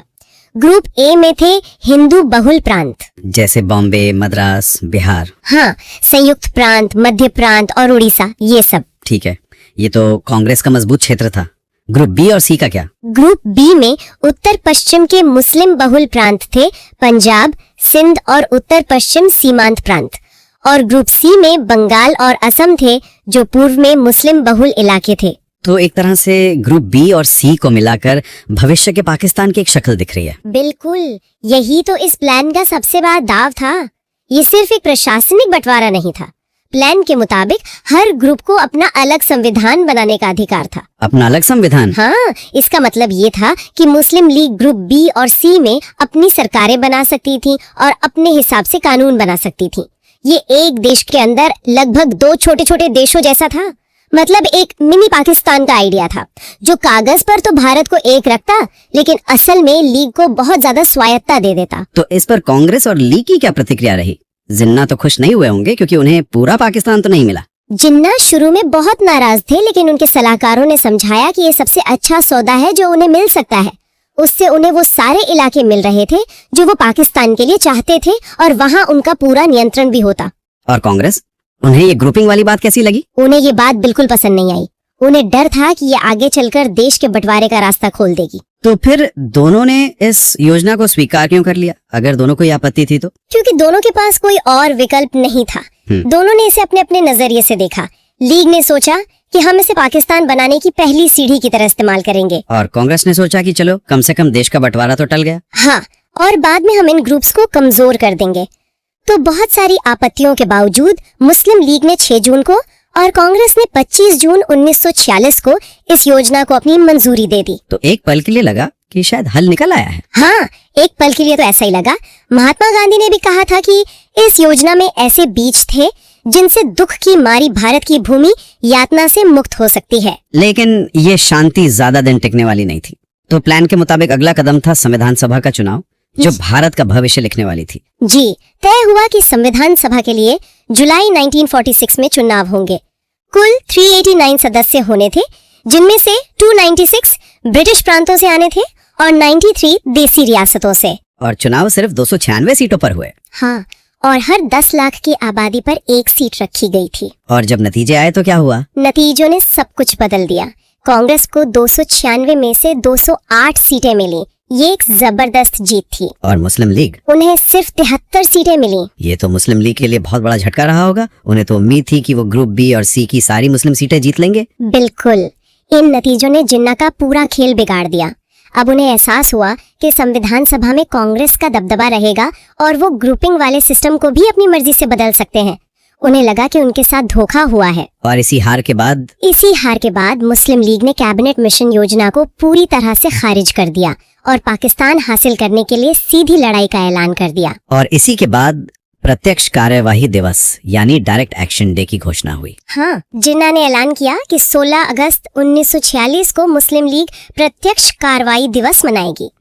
और ये कोई शांतिपूर्ण प्रदर्शन नहीं था। नहीं, ये खुला ऐलान था कि अब बातचीत के सारे रास्ते बंद हो चुके हैं और लीग अपना लक्ष्य हासिल करने के लिए हिंसा का सहारा लेगी। इसका असर कितना भयानक हुआ? इसका असर कल्पना से भी ज्यादा भयानक था, खासकर कलकत्ता में, जहां उस समय मुस्लिम लीग के हुसैन शहीद सोहरावर्दी की सरकार थी। 16 अगस्त को कलकत्ता की सड़कों पर जो हुआ वो एक गृह युद्ध जैसा था। बाप रे। कुछ ही दिनों में हजारों हिंदू और मुसलमान मारे गए। ये हिंसा बंगाल के नोआखली जैसे इलाकों तक फैल गई। इसने हमेशा के लिए ये तय कर दिया कि अब साथ रहना नामुमकिन है और बंटवारा टाला नहीं जा सकता। और इसी हिंसा को रोकने के लिए गांधी जी नोआखली गए थे, है ना? हाँ, जब पूरा देश चल रहा था, 77 साल के गांधी अकेले ही नोआखली के गांवों में शांति स्थापित करने के लिए पैदल घूम रहे थे। उनके इस साहस को देखकर ही लॉर्ड माउंटबेटन ने उन्हें 1 मैन बाउंड्री फोर्स कहा था। कार्यपद या सेना नहीं थी।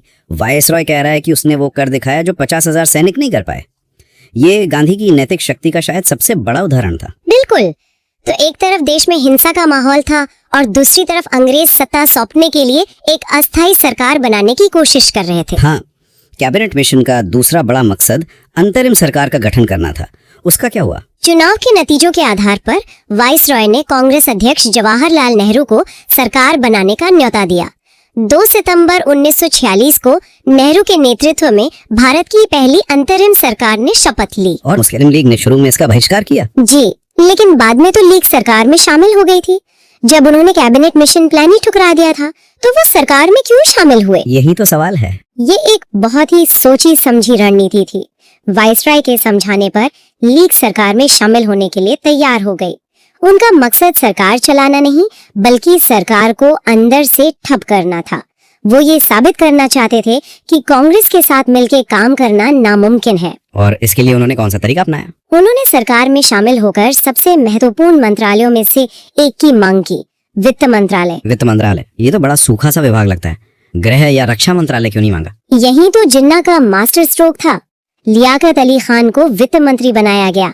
अब देखिए, वित्त मंत्रालय के पास हर दूसरे मंत्रालय के खर्चों को मंजूरी देने या रोकने की ताकत होती है। अच्छा। लियाकत अली खान ने इस ताकत का इस्तेमाल करके नेहरू सरकार के हर प्रस्ताव में अड़ंगा लगाना शुरू कर दिया। कांग्रेस के मंत्री कोई भी काम करना चाहते, वित्त मंत्रालय उस पर रोक लगा देता। उन्होंने सरकार को अंदर से पूरी तरह पंगु बना दिया। मतलब सरकार का नेतृत्व तो नेहरू कर रहे थे, गृह मंत्रालय पटेल जैसे ताकतवर नेता के पास था, लेकिन असली लगाम लीग के हाथ में थी। बिल्कुल, ये एक कड़वा सबक था जिसने कांग्रेस के कई नेताओं, खासकर सरदार पटेल को ये यकीन दिला दिया कि मुस्लिम लीग के साथ मिलकर सरकार चलाना असंभव है और शायद बंटवारा ही एकमात्र रास्ता बचा है। तो एक तरफ अंतरिम सरकार में ये खींचतान चल रही थी और दूसरी तरफ संविधान सभा का काम भी तो शुरू होना था। हाँ, मुस्लिम लीग के बहिष्कार के बावजूद संविधान सभा ने अपना काम शुरू किया।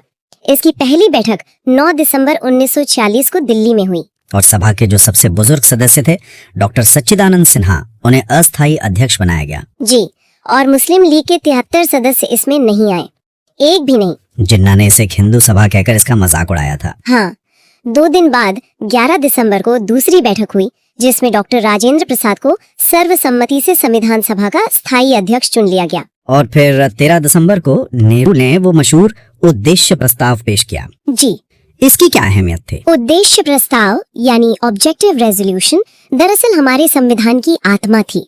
ये एक तरह से वो घोषणा पत्र था जिसमें बताया गया था कि आजाद भारत कैसा होगा, एक संपूर्ण प्रभुत्व संपन्न गणराज्य जो अपने सभी नागरिकों के लिए न्याय, स्वतंत्रता, समानता सुनिश्चित करेगा। बिल्कुल, यही प्रस्ताव थोड़े बदलावों के साथ बाद में हमारे संविधान की प्रस्तावना यानी प्रियम्बल बना। फिर संविधान का पूरा मसौदा तैयार करने के लिए एक ड्राफ्टिंग कमेटी बनी होगी। जी, 29 अगस्त 1947 को यानी आजादी के ठीक 14 दिन बाद डॉक्टर BR अम्बेडकर की अध्यक्षता में 7 सदस्यों वाली प्रारूप समिति यानी ड्राफ्टिंग कमेटी का गठन हुआ। डॉक्टर अम्बेडकर का इस काम में योगदान इतना बड़ा था कि उन्हें भारतीय संविधान का निर्माता कहा जाता है। और इस पूरी प्रक्रिया में कितना समय लगा? संविधान को बनाने में 2 साल, 11 महीने और 18 दिन लगे।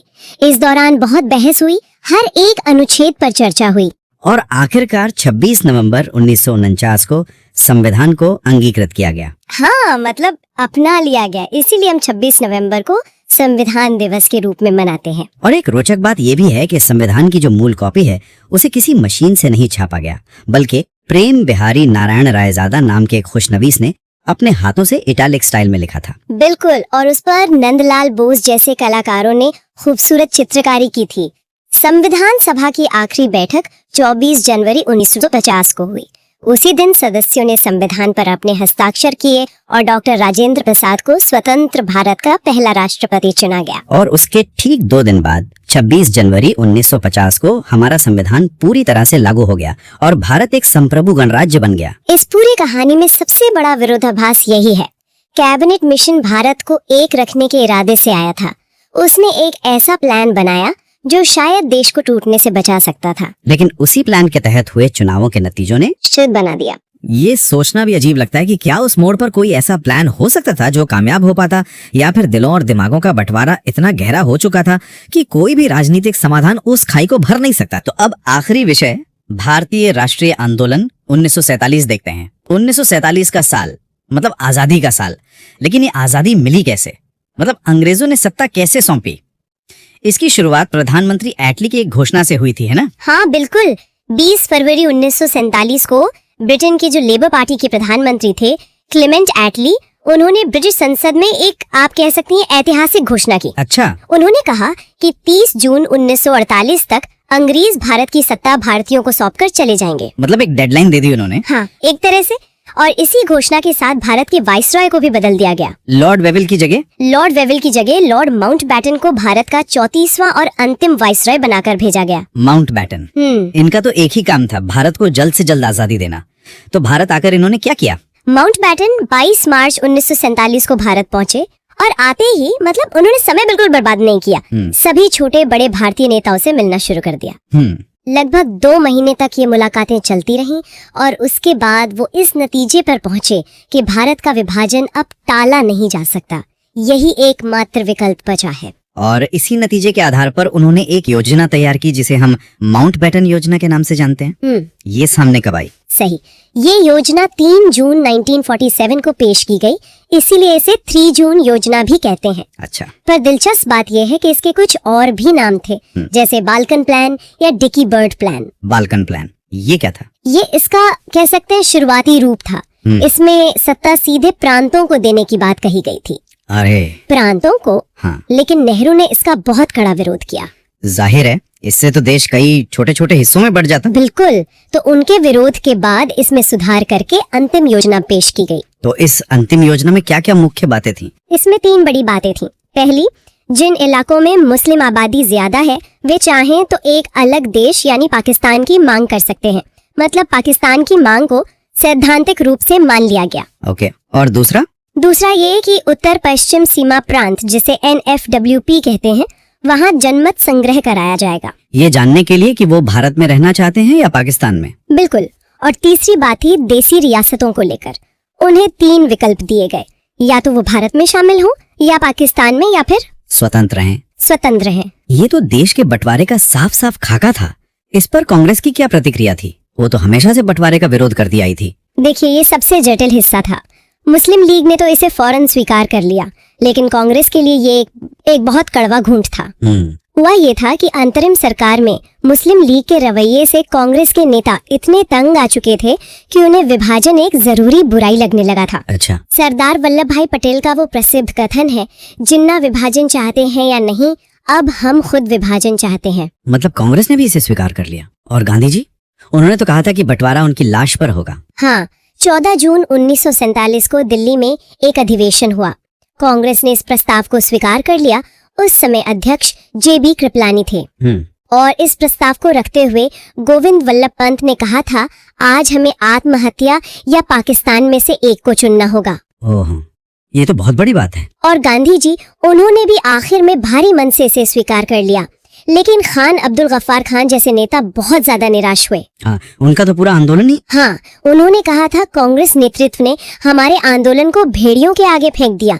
यहाँ तक कि जिन्ना ने भी कहा था, हमें एक कटा-फटा पाकिस्तान स्वीकार किया है। तो जब योजना स्वीकार हो गई तो इसे कानूनी रूप कैसे दिया गया? मतलब ब्रिटिश संसद में? हाँ, माउंटबैटन योजना के आधार पर भारतीय स्वतंत्रता अधिनियम 1947 का मसौदा तैयार किया गया। इसे 4 जुलाई 1947 को ब्रिटिश संसद में पेश किया गया। और पास कब हुआ? बहुत तेजी से। 18 जुलाई 1947 को सम्राट के हस्ताक्षर के बाद ये कानून बन गया। इस कानून में क्या खास था? इसमें साफ कहा गया कि 15 अगस्त 1947 को भारत और पाकिस्तान नाम के 2 देश बनाए जाएंगे। दोनों देशों की अपनी अपनी संविधान सभाएं होंगी। अच्छा। और जब तक नया संविधान नहीं बन जाता, तब तक दोनों देशों का शासन भारत सरकार अधिनियम 1935 के तहत चलेगा। ये एक महत्वपूर्ण बिंदु है। हाँ, बहुत। साथ ही दोनों देशों के बीच सीमा तय करने के लिए एक सीमा निर्धारण आयोग बनाया जाएगा, जिसके अध्यक्ष सर सिरिल रेडक्लिफ होंगे। इसलिए आज भी भारत पाकिस्तान सीमा को रेडक्लिफ रेखा कहते हैं। बिल्कुल सही। और फिर 15 अगस्त 1947 का दिन आया, देश आजाद हुआ। उस समय भारत और पाकिस्तान का नेतृत्व कौन कर रहा था? पाकिस्तान के पहले गवर्नर जनरल बने मोहम्मद अली जिन्ना और प्रधानमंत्री बने लियाकत अली खान। और स्वतंत्र भारत के पहले गवर्नर जनरल लॉर्ड माउंटबेटन ही बने। हाँ, और प्रधानमंत्री जवाहरलाल नेहरू। एक सवाल मन में आता है, जब दिल्ली में आजादी का जश्न मनाया जा रहा था, तब महात्मा गांधी कहाँ थे? गांधी जी उस जश्न में शामिल नहीं थे। नहीं। विभाजन की घोषणा के बाद देश में दंगे भड़क गए थे। वो उस समय उन दंगों को शांत कराने के लिए कलकत्ता यानी अब कलकत्ता में थे। अच्छा। आजादी के बाद देश की पहली सरकार बनी, उसमें कौन कौन से प्रमुख चेहरे थे? स्वतंत्र भारत के पहले मंत्रिमंडल में जवाहरलाल नेहरू प्रधानमंत्री और विदेश मंत्री बने। और पटेल? सरदार वल्लभ भाई पटेल उप प्रधानमंत्री और गृह मंत्री बने। मौलाना अबुल कलाम आजाद पहले शिक्षा मंत्री बने। डॉक्टर BR अम्बेडकर कानून मंत्री। हाँ, अम्बेडकर का कानून मंत्री बनना एक बहुत बड़ा कदम था। बिल्कुल। सरदार बलदेव सिंह रक्षा मंत्री बने और राजकुमारी अमृत कौर स्वास्थ्य मंत्री। आजादी मिल गई, लेकिन कुछ ही महीनों बाद देश ने अपने सबसे बड़े नेता को खो दिया। हाँ, ये बहुत दुखद था। 30 जनवरी 1948 को नाथूराम गोडसे ने महात्मा गांधी की हत्या कर दी। इस दिन को आज भी शहीद दिवस के रूप में मनाया जाता है। उनकी मृत्यु पर जवाहरलाल नेहरू ने कहा था, हमारे जीवन से प्रकाश चला गया। ये सच में एक युग का अंत था। तो आज हमने देखा भारतीय राष्ट्रीय आंदोलन 1857 से 1947। उम्मीद है ये वीडियो आपको पसंद